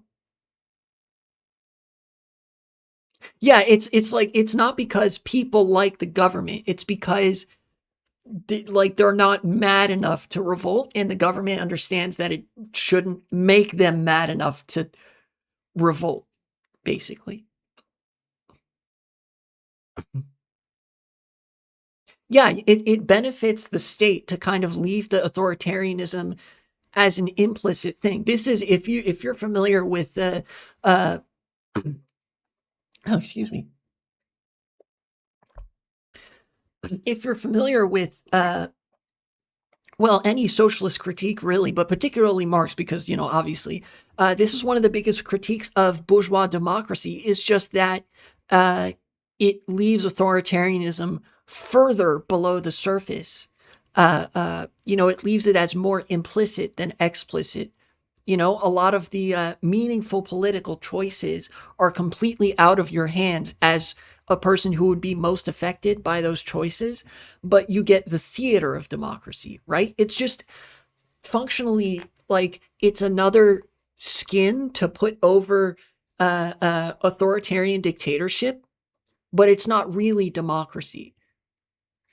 Like the whole, oh yeah, authoritarianism, but you generally leave well enough alone. That's also one of the Marxist critiques of liberal democracy, is that it's not actually very democratic. It's pretty authoritarian. Ways unique, having a chauvinistic welfare state and explicit urban planning model which separates equity from non-equity since the 50s. Redlining. Total U.S. cultural victory, I think. Even critics are happy enough with the situation for most part. It's sort of maybe bad. It's not as bad as Russia, Turkmenistan, and Saudi Arabia, so I don't need to rebel, merely critique. Yeah, that kind of thing. Which is actually decently similar to... it's similar in some ways to how it is in America.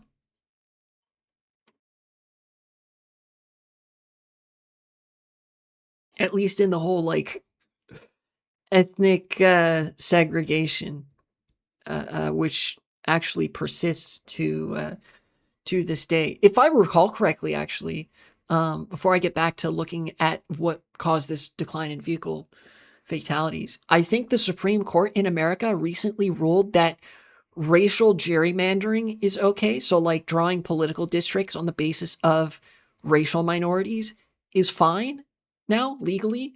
And so is discriminating in housing. Like, if you're a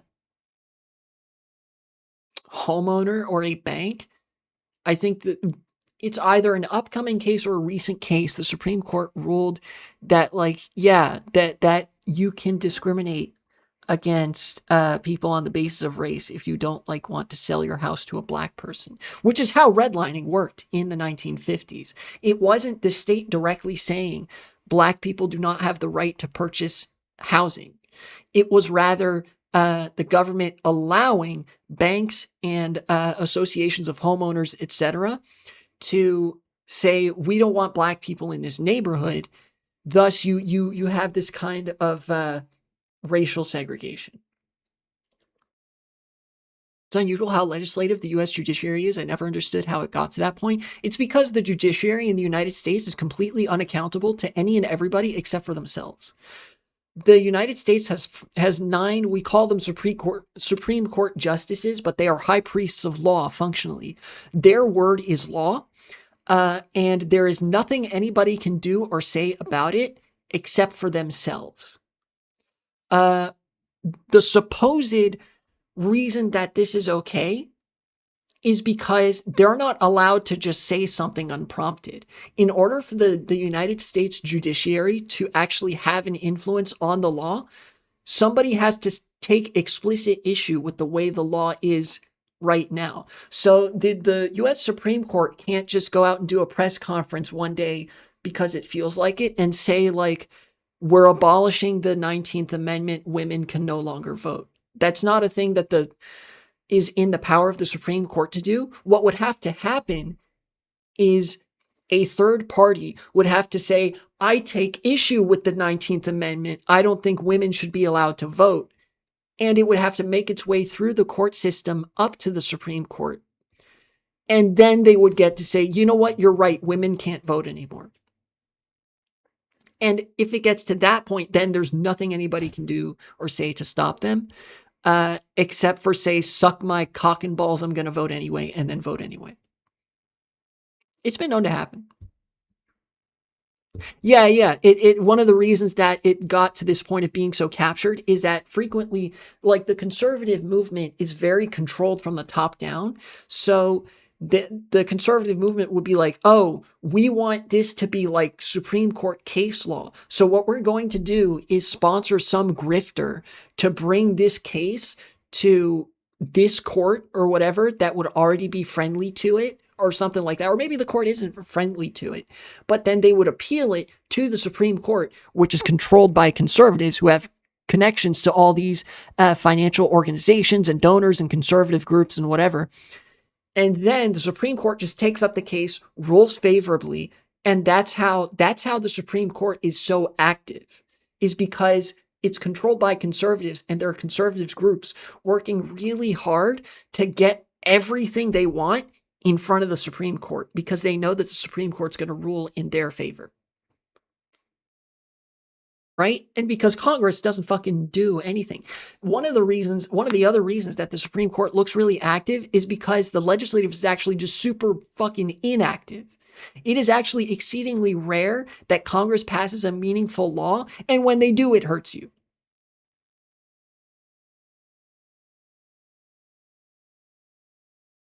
How does it reform the Supreme Court? Because adding more justices doesn't fix the issue. Neither does establishing an ethics code. They have an ethics code. They just don't have to follow it.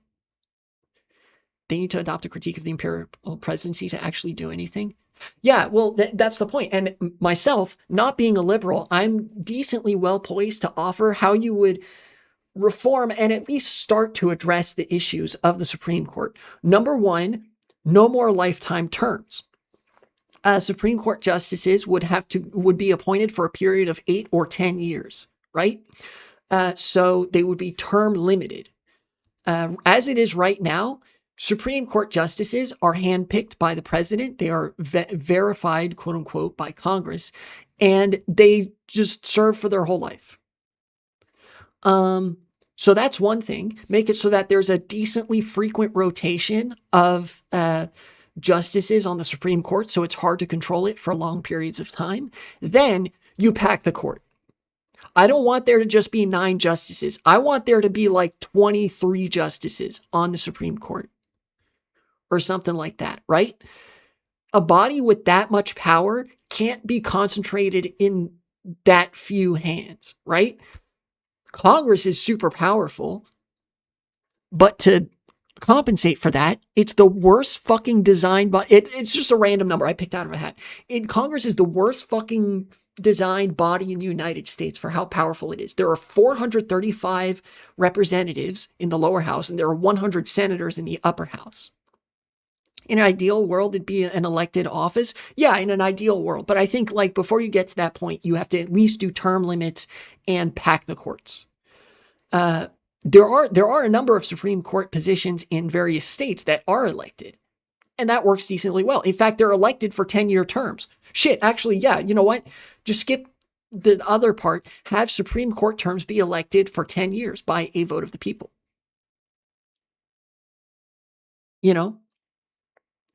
That'd be something. Then pack the courts. I chose 23 because it's more than double the size of the court currently, but ultimately I want it to be difficult for like a bunch of bad faith organizations to nab 5 people and then be like, great, we now control the country.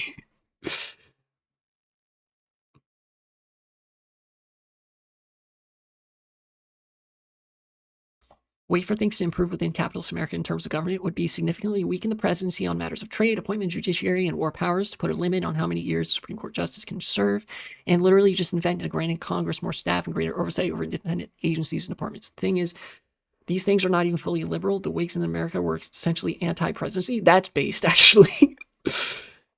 There can be a conservative, liberal, progressive, or even social democratic arguments for any solution that I offered. Oh, yeah. But the key thing about a lot of these solutions is they require a sort of ideologically active project of nation building and reform, which the country is in a unique spot right now in that the overriding ideology is like stagnation, where be it liberals or conservatives, they don't actually want to do all that much. You know, Y2K strip stream. It's true. It's true. Preview for that's a teaser trailer for when I start the OnlyFans. The de-ideologification of American politics reminds me of Japan. Yeah, I think what we need is a re-ideologification of American politics, because it's like the lack of ideology translates to a lack of drive. Ideology is kind of defined by you having a vision for the world and wanting to enact that vision, even potentially against like very large political pressures. All right, I'm going to stretch.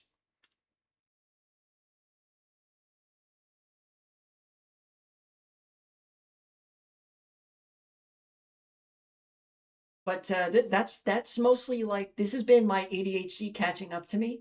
I want to get back to looking for what caused that decline in vehicle fatalities in Russia. Because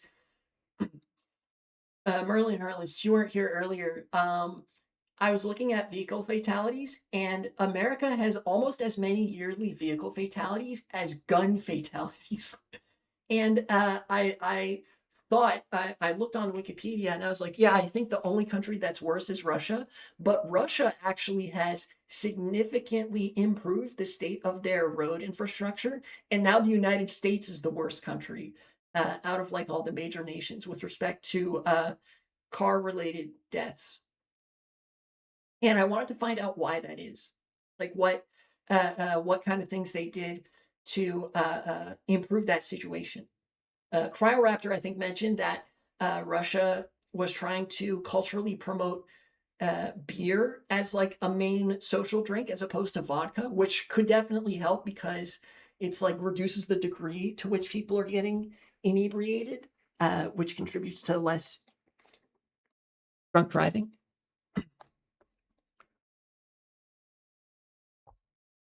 Highly unlikely. It's the only factor. Yeah, I just wanted to know like a couple of major factors. We should develop a technique to parry cars that actually exists in every country except for the United States. Have you seen old movies where there's like somebody gets hit by a car? That's a real thing. Stuntmen train this technique where if you kind of let the car take your legs out from under you and you roll over the car, you can get hit by a car without seriously getting hurt. It's very dangerous, which is why, movies would hire professional stunt people to do this. But there's a very real technique to parry a car crash. The problem is cars getting bigger in the United States has actually made this impossible. Are you sick at the moment? No, I'm my voice is straining a little bit because I am voice training. I'm transgender, baby trans, as it were, and I'm trying to do these like voice training exercises where it involves like raising your larynx. So my voice just sounds like a little bit raspy because I've been talking for a long time. I hope that's going well. It is. Thank you.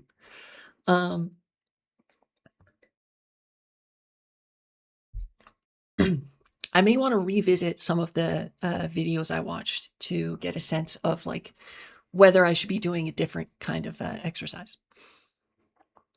I sound the same, but that's because I got a virus at the moment. Yeah, I do sound. It is worth mentioning. I would sound similar if I had a cold. So, not a bad guess. What was I saying? But yeah, that technique to parry cars can't exist anymore because cars have gotten like bigger. The grills have gotten bigger. It used to be cars, like the front of a car would have this downward slanted shape and it'd be pretty low to the ground. So the front of a car would only be about knee or thigh height. Yeah, now you've got the F-150 where the front of the car is actually the height of a toddler. And that's not an accident. Now, if you get hit by a car, the vehicle is designed so that instead of going up and over, it breaks your legs and you go down and under. You're more likely to get killed by a car if you get hit by it now than 50 years ago, just because of how much larger cars are.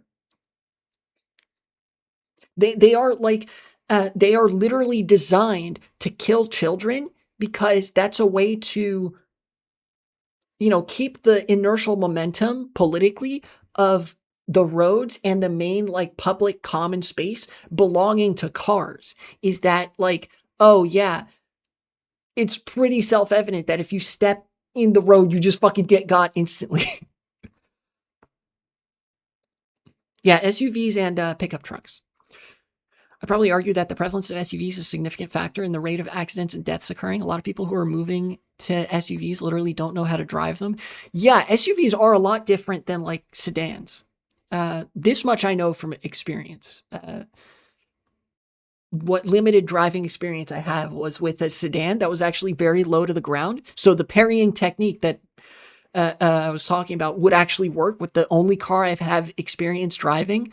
And that car actually felt really good to drive. It just felt like shit to drive in the area where I lived because it was like I had to drive on a highway and I was surrounded by cars that were all taller than me, like in my car.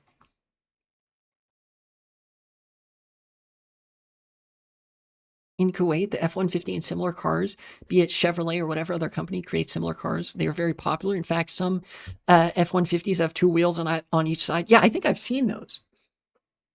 Yeah, those big pickup trucks, they have a name, believe it or not. Some sociologists, they actually call those pickup trucks pavement princesses. And they are just as much of a problem here too. I drive because I live in a public transport desert. By far the most dangerous drivers on the road are SUV drivers. Yeah, that tracks. Because SUVs would be like the biggest cars apart from like pickup trucks and definitely the most prevalent. In the United States, you see for the most part people drive SUVs rather than sedans. And even the sedans have been getting bigger, but like, you know, drive a Volkswagen Polo. What's that look like? Oh, this. I love these kinds of cars. Like one of these. These are great.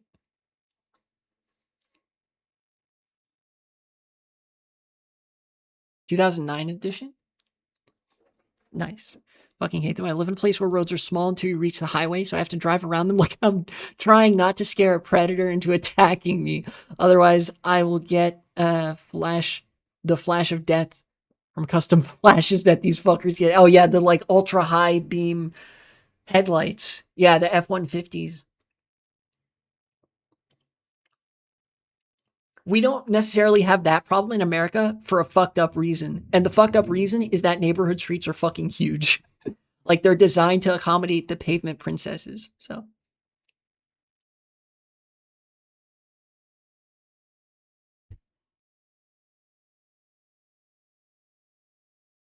Oh, here we go. Research Gate.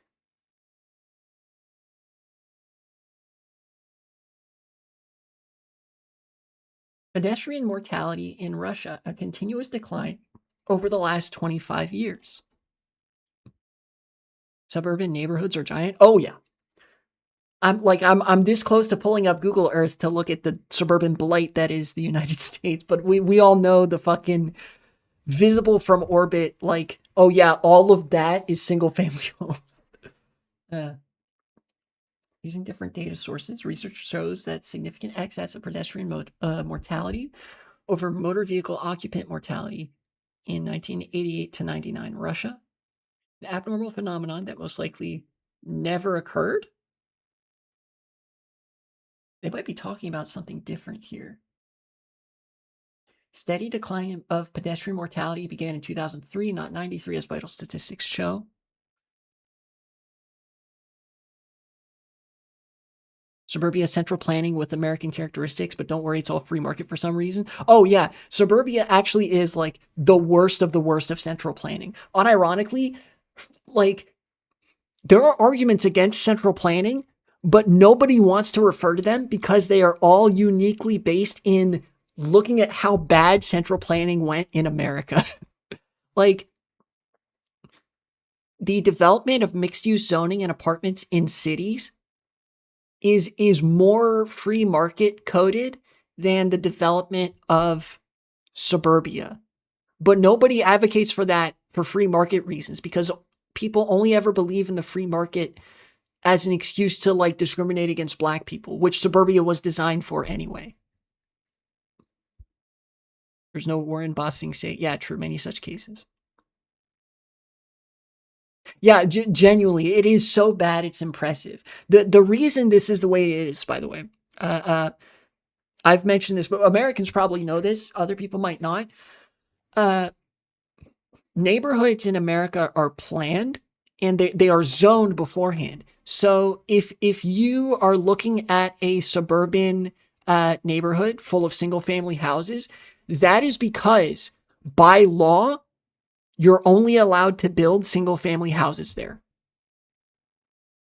Like when a suburb of a city is built with like single family homes and stuff, they go and survey the land. They're like, okay, around here, we're going to draw this general area. By law, you are not allowed to build anything except single family housing development here. And then wherever there's a school or a church, that means they carved out a little exception and said, we're zoning this for the construction of like an education, like a public facility or commercial facility. You can't force them to pay for services from urban centers that they live next to. They act like parasites around. Yeah, it like a lot of these suburbs are classified as like different cities, but yeah, they don't. Well, actually, I think some of them are drains on the cities they're next to by virtue of not being part of the cities. A lot of suburbs are drains on the cities they live next to by virtue of being part of those cities, because suburbia is so spread out and so much of an economic drain that the moment you introduce it to an economic unit, it becomes a drain on that unit. It's like you attach a tumor to a city, right? So if you attached a suburb to New York City and said this is a part of New York City, it would drag NYC down. I am basically describing Staten Island. UK is similar. All the African, Asian, Caribbean immigrants were housed together back in the 70s. People nowadays complain about integration? Holy shit.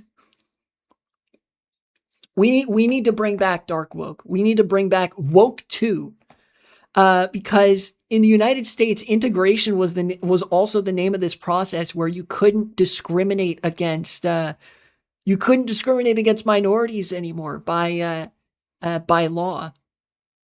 And this had to be actively enforced a lot of the times, particularly with children in schools. And the process was known as integration because you were integrating people into society that they had previously been barred from. This might be one of the ways in which America is actually somewhat less racist culturally than some other countries, because in America, it is actually like unthinkable for you to go up to a normal person, even like a normal conservative, and for them to say integration was bad, we should go back to racial segregation. Like, sure, that might be the underlying position, and some of the more terminally online types will talk like that, but you would get instantly ostracized. You might get fired from your job for saying that integration was bad.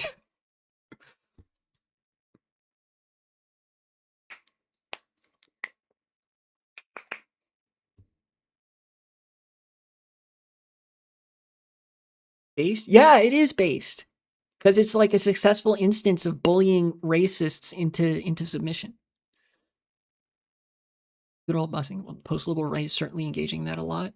Be it in the national conservative conferences or elsewhere. Yeah, and those are like, that's the wing of conservatism that is attempting to like take over the party. But even though a lot of normal conservatives, like, you'll see a weird dissonance between the kind of rhetoric that TPUSA, for example, one of these national conservative movements, uses. You'll see like a rift between the rhetoric that they traffic in that makes people say base, like the Groypers and stuff, and what that audience is then willing to talk about in public, right? There seems to be this like weird mismatch, because obviously TPUSA and a lot of those groups have a massive presence, but many people within that presence are still very hesitant to express that sentiment publicly.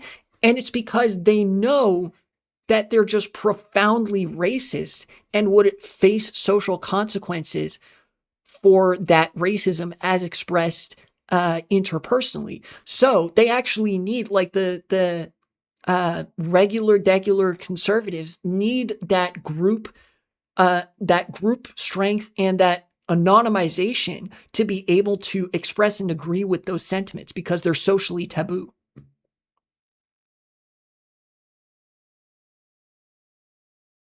Oh, you mean, oh, okay. My bad. Real Cryoraptor. Yeah, that's more characteristic of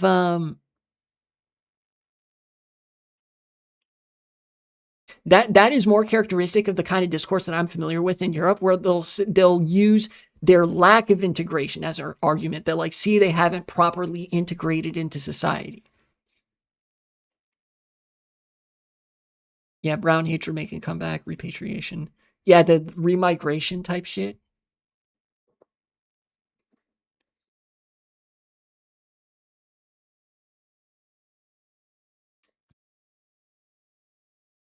Yeah.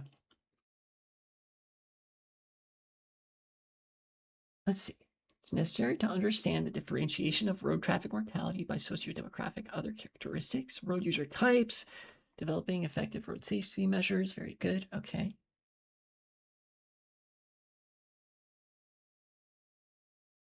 Lower GDP per capita, the higher the proportion of pedestrians among all fatalities and road traffic accidents, and the higher the pedestrian mortality.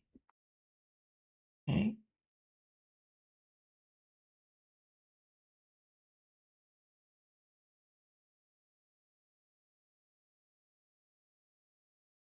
So, okay. I wonder what they'd be trying to argue here.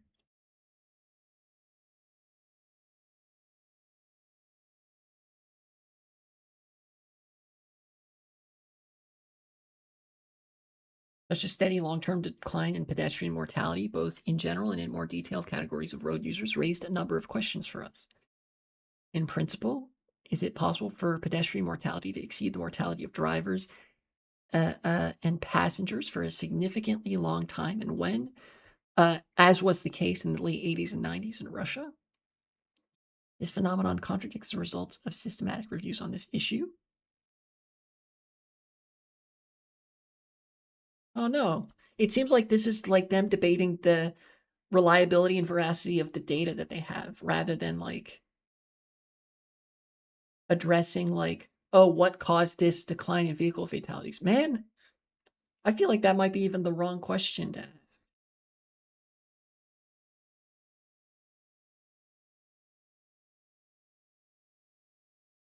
What causes significant excess of these mortalities? Yeah, dang it. That's not what I was looking for. I was assuming that they were going to take I was assuming that they were going to generally take the estimates of these traffic fatalities as good faith and be like, so what caused there to be so many fewer traffic deaths now as opposed to 20 years ago?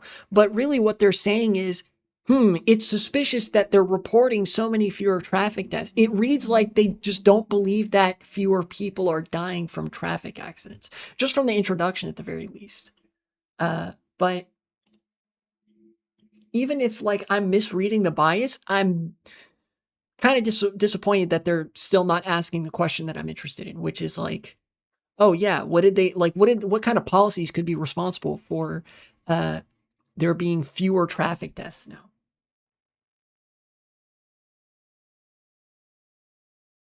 To be fair, I don't blame them for thinking so. I actually kind of do. I kind of do blame people for assuming that any academic data that is purely internally relevant is like completely bunk. Right? I kind of do blame these academic institutions for seeing any metric changing and assuming that they're just lying, right? Because this is academia. Like, plenty of good academic research comes out of China. I know this from experience because in archaeology, I have an archaeology degree, or at least I'm trained in field methods. I have an anthropology degree. The college I went to didn't offer archaeology as a separate field of study.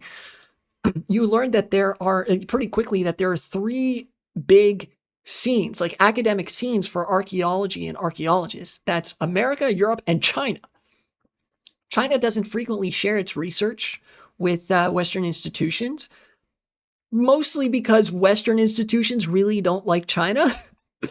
But you do read a few archaeological materials that come out of China from Chinese authors and professors and whatnot. Um,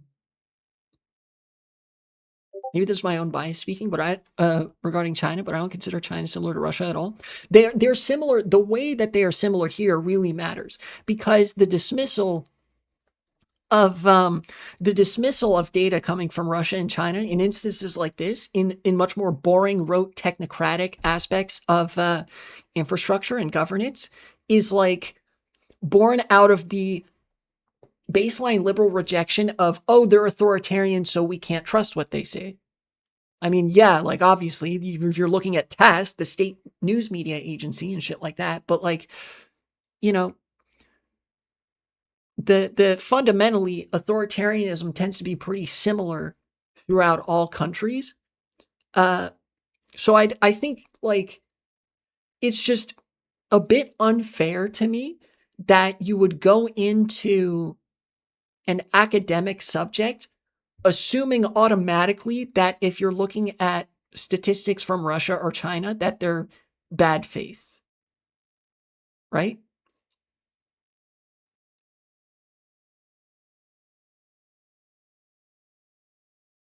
I definitely see what people are saying sometimes, but I do think that like people misattribute that to academia. One of my critiques of academia is the same reason that I feel like we should lend more credence to that sometimes, which is that academia is not frequently visible to the public eye. They don't have as much reason to scrutinize and edit academic studies and data post hoc to make the state look better, unless it's going to be presented in the news. You know?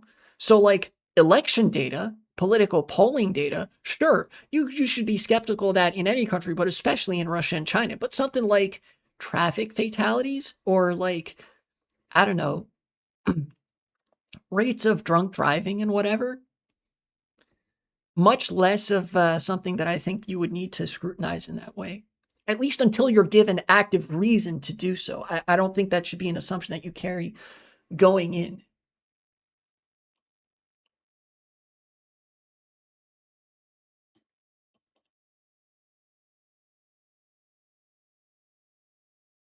Okay.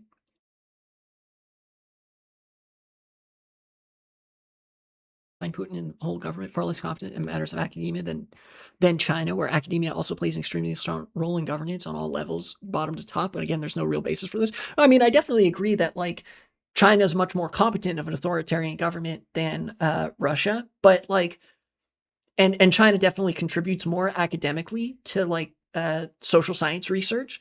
But again, it's like it's something I don't want to just write out of hand. You know, holy shit. As we're saying this, Cryoraptor, your offhand suggestion might have actually been right.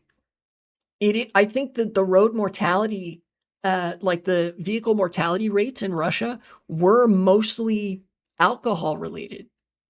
So like Russia started encouraging people to drink beer instead of vodka, get less drunk, and that like resulted in less traffic deaths. Is an issue in many countries. According to WHO prognosis, road traffic mortality will become the 5th leading cause of death in the world, resulting in approximately 2.4 million deaths annually. Drunk driving has been recognized as one of the most important risk factors of fatal road traffic crashes.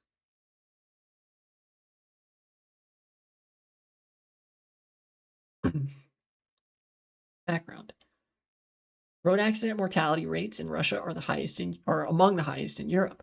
Growing evidence suggests that drunk driving is the leading cause of fatal road accidents in Russia. Objectives. The aim of the present study was to evaluate the effect of changes in the aggregate level alcohol consumption on fatal road traffic accidents in Russia between 1970 and 2015. Methods are a little bit less interesting. Results. Alcohol consumption was significantly associated with both male and female traffic accidents mortality rates. A 1 liter increase in overall alcohol consumption will result in a 3.5% increase in the male accident mortality rate and 2.1% in the female mortality rate. Results of the analysis suggest that 38.3% of all male accident deaths and 25.2% female deaths in Russia could be attributed to alcohol. Huh.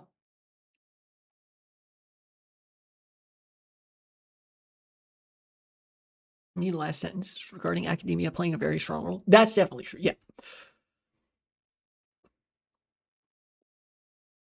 Harder to actually suppress than in Russia. Yeah, that's also true. True. Out of topic, but I'm confused by your username about section. Are you an anarchist or some form of Leninist? I'm more of an anarchist. You could apply like the label of socialist, communist, anarchist, or even Bolshevik like pretty interchangeably to the things I believe. Lenin is like mostly just the funny meme guy, and he's also like, well, a very smart academic. Like teenage me saw fit to have the edgy Leninist bio, and I'm sympathetic to some things that Lenin said and advocated for, and that the early like Leninist Bolsheviks did, but I'm not a Leninist. I do not like a lot of things that Lenin did. For example, the insistence on private ownership of the means of production as a first transition stage into socialism. I very much don't believe that you have to like speed run capitalism in order to get to socialism. Socialism is a ideology and philosophy that's capable of existing outside of capitalism. It is in fact older than capitalism, much older. You know, also do not like that, the Bolsheviks recriminalized homosexuality after decriminalizing it. Don't like the whole shooting the anarchist thing, the disbanding of the workers' councils type of thing, etc. So short answer is no, I'm not a Leninist. It's mostly for the memes, but Lenin does have real contributions to the discourse TM. My main issue with academia is a lot of it is written in scientific English, which is based on a 300-year-old dialect, not really intelligible to modern English speakers and fairly scientifically literate. Sometimes even I find scientific papers completely unintelligible. Yeah, this is a problem that I have as well. Unless it's like outside of the academic subjects that I'm specifically educated in, it's hard for me to parse academic literature a lot of the time. There have been significant headways into moving modern English in the past 15 or so years, but there's a long way to go in academia. And until academia becomes more transparent to the layperson, bad faith actors will continue manipulating anti-intellectualist sentiment to further their causes. Yeah, I think I agree. I just like all this thing as well, but unfortunately I find the Trotskyist hue and cry over Kronstadt meme funny. What's the cry over Kronstadt meme?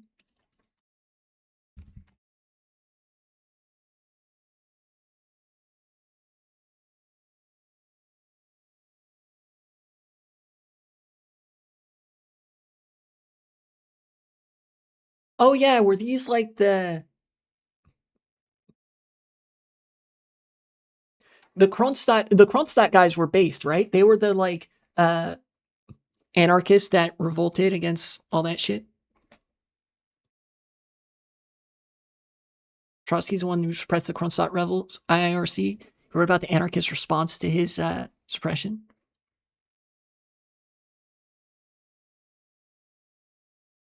Oh, the hue and cry. I see.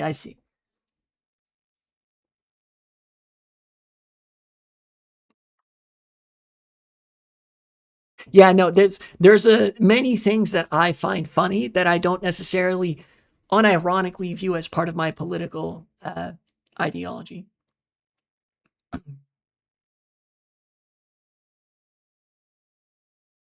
For example, the what is it? Agartha posting, like Schizo Marx posting, where it's like the fucking glory to the Maoist anti-America JD Pondon administration. Damnation be to the reactionary American farmer pigs. Glory to the urban proletariat or some shit, you know? Trotsky is what my personality would be if I was competent in military political matters, just constant critiques, infighting, insulting. That would probably be, I'm not gonna lie, that might also be me. Maybe. I feel like many of us are too fucking like, I don't want to say drama pilled. It's that's not exactly the word I'm looking for, but I could definitely see like the infighting, not necessarily because it's over an ideological disagreement that's so big as to cause a genuine rift in the movement, but just because like it's funny. Posture check. All right. Posture check. I don't know what my political ideology is. I'm just broadly a socialist. And that's good enough. That's why like I used to get more specific with like my ideology. Like I would say I'm a libertarian socialist. I'm an anarcho-communist or whatever. Nowadays I think like you could call me an anarchist, you could call me a socialist, you could call me a communist, and like any one of those labels would be pretty fair to attribute to me, right? But I do consider all of those under like the umbrella of socialism because it's like, oh yeah, common ownership of production, and also like we should make society actually democratic instead of just being democratic theater where you just still have like economic autocrats owning and controlling everything, but like privately, you know. I am still, though, influenced more by some authors than others. For example, Lenin, Luxemburg, Smith, Piketty uh, are some very big influences on me. Same spot as you, mix of anarchist influence, individualist anarchism like mutualism, platformism. Not very coherent. The only coherent thing is my opposition to the state. Yeah, it's like there's some defining principles that are like the center of it. And beyond that, it's like you choose whatever label fits most in the moment or is most convenient, but like the underlying positions remain the same. You know? Myself also very much do not like the state because of, well, what the state necessarily means, right? Like, what is it? There's been a number of moments on stream where it's been like, try not to be radicalized to anarchism challenge, difficulty impossible, right? My own brain's beyond my comprehension. Yeah. It's also like, you get into politics and like all these labels are these new cool and interesting things to describe these ideas, but then you realize that there's so much overlap between a lot of these ideologies, uh, and you realize that so much of politics is like, or at least political identities, is kind of playing pretend almost. I don't mean to like demean it in that much of a way, but like you kind of realize that you either like good things and want to transform society, or you want bad things because you're the Joker, or you don't really believe in much of anything at all, you know? And you get certain variations on that. I used to be a Dangus and then Marxist Leninist Maoist. I used to like trust in my personality just because how confident I was in consistency of my beliefs. Being confident in how consistent your beliefs is a good thing to have.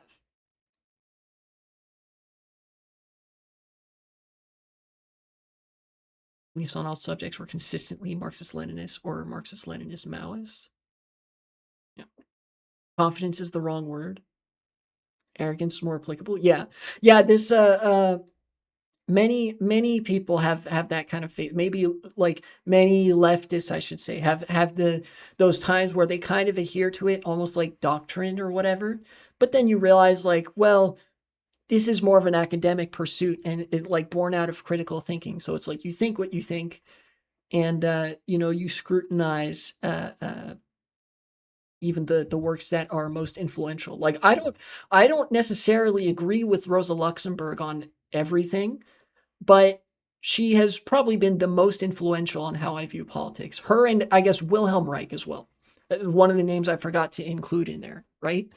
Like I name dropped Adam Smith and Thomas Piketty. I certainly don't agree with all the stuff that they've wrote, but I find their works largely agreeable. I think they have good analysis to offer. And so like they're up there knocking around in my brain, but I wouldn't like call myself a Smithian or a Picteist,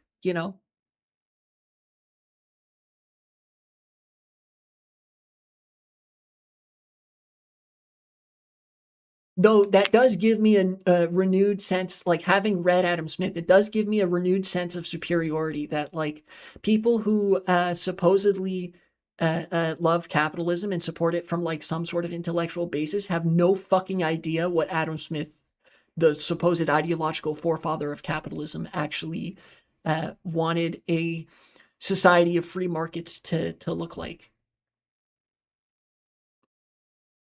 You know, yeah, it's kind of like that meme where like Marxists haven't read Marx. I assure you, no capitalists have actually read and understood Adam Smith. Like none of them. Especially not the ones that where you pop on the Zoom call and they have the fucking Wealth of Nations by Adam Smith on their shelf behind them. None of them have read Adam Smith. Probably don't even know he existed. The younger ones, yeah, absolutely that is the case. But, you know, like one of the examples I'm thinking of is from I think The Big Short. It reminded me like a lot of CEOs and like executive types will have the literature that they feel represents them or whatever. They'll have it like on their bookshelf behind them.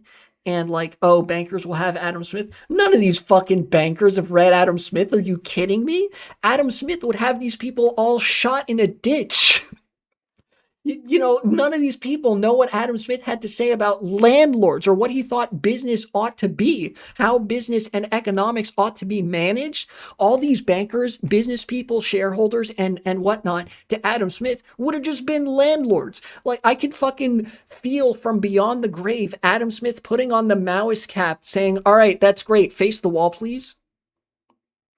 He hated that kind of economic tendency of idly accumulating wealth because it facilitated consolidation of power from the bottom up, which immiserates the working class. Adam Smith actually talks about things at length that Marx would later go on to develop about alienation of the worker owing to craft specialization, the abstraction of labor, and the optimization of tasks for profit, which I feel like is a large contributing factor to why some of the people that have actually read Adam Smith will argue in earnest that he was a socialist. I'd honestly appreciate it more if capitalists read at least Hayek, as he is, in my opinion, the greatest capitalist thinker. But all they know about Hayek is critique of central planning, and that's it. Yeah, it's like Hayek and David Ricardo. That's one capitalist academic that is very smart, very influential, that many capitalists have actually read. But again, yeah, it's like because some part of it affirms their priors, and that's it. I think David Ricardo is like he made the like unambiguous argument for free trade. He made the like, oh yeah, free trade is just good, tee and it's like the 2x2 square with England and Portugal or whatever. And of course, they conveniently leave out the fact that at the time, England and Portugal were at war.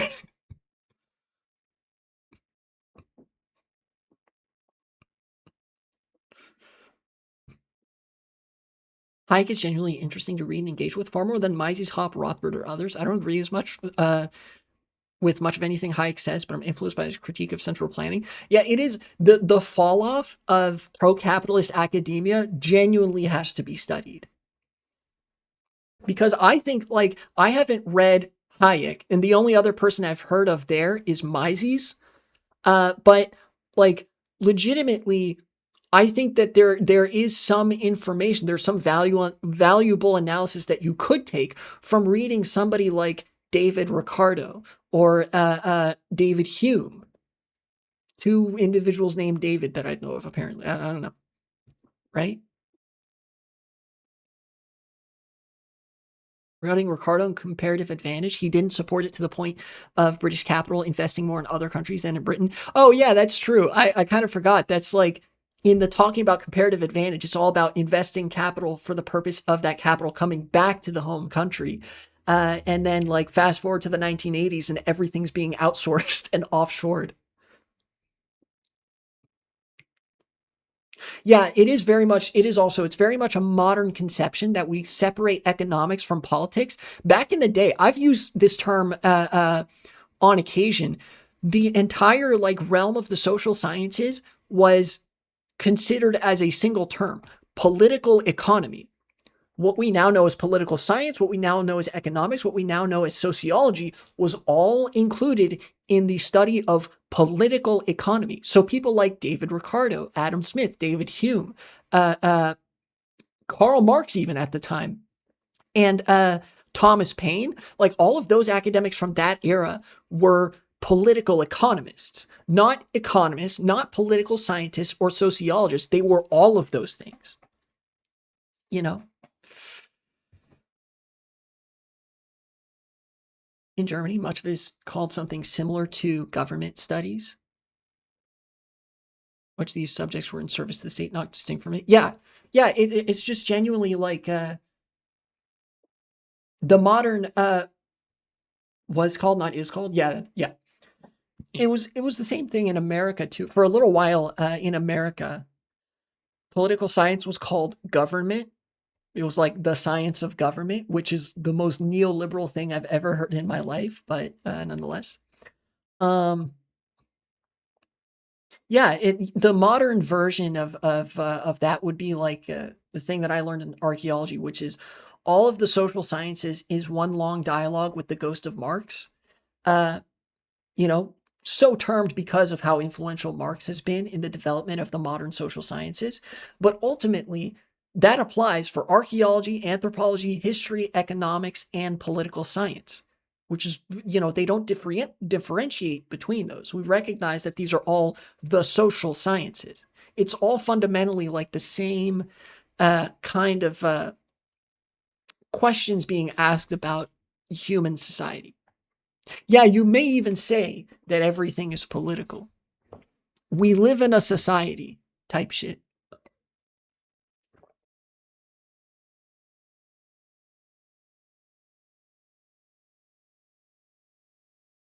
Any such cases. You see, we have models, therefore economics is a hard science like chemistry. That's so true. I forgot to I forgot to consider. I top 10 people who didn't consider uh, this.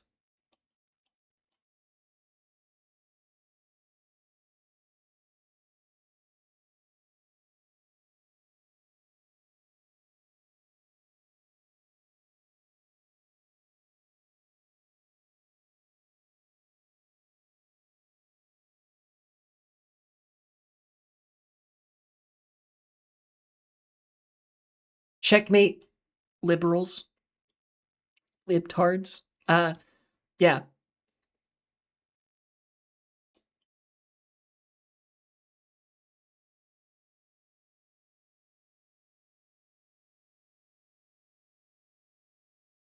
There you go. Yeah,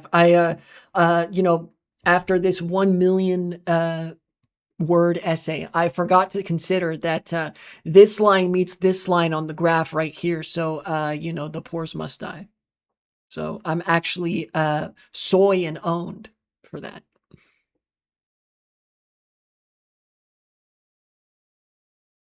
Yeah, this another thing I learned from the social sciences that all models are wrong, but they can be useful.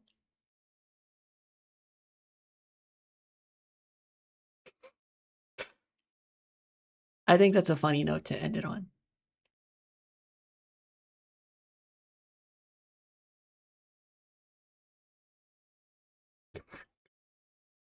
Checkmate liberals. This line meets that line right here. Therefore, 1 billion poor people must die. You've been streaming for 2 hours? Yeah, I have.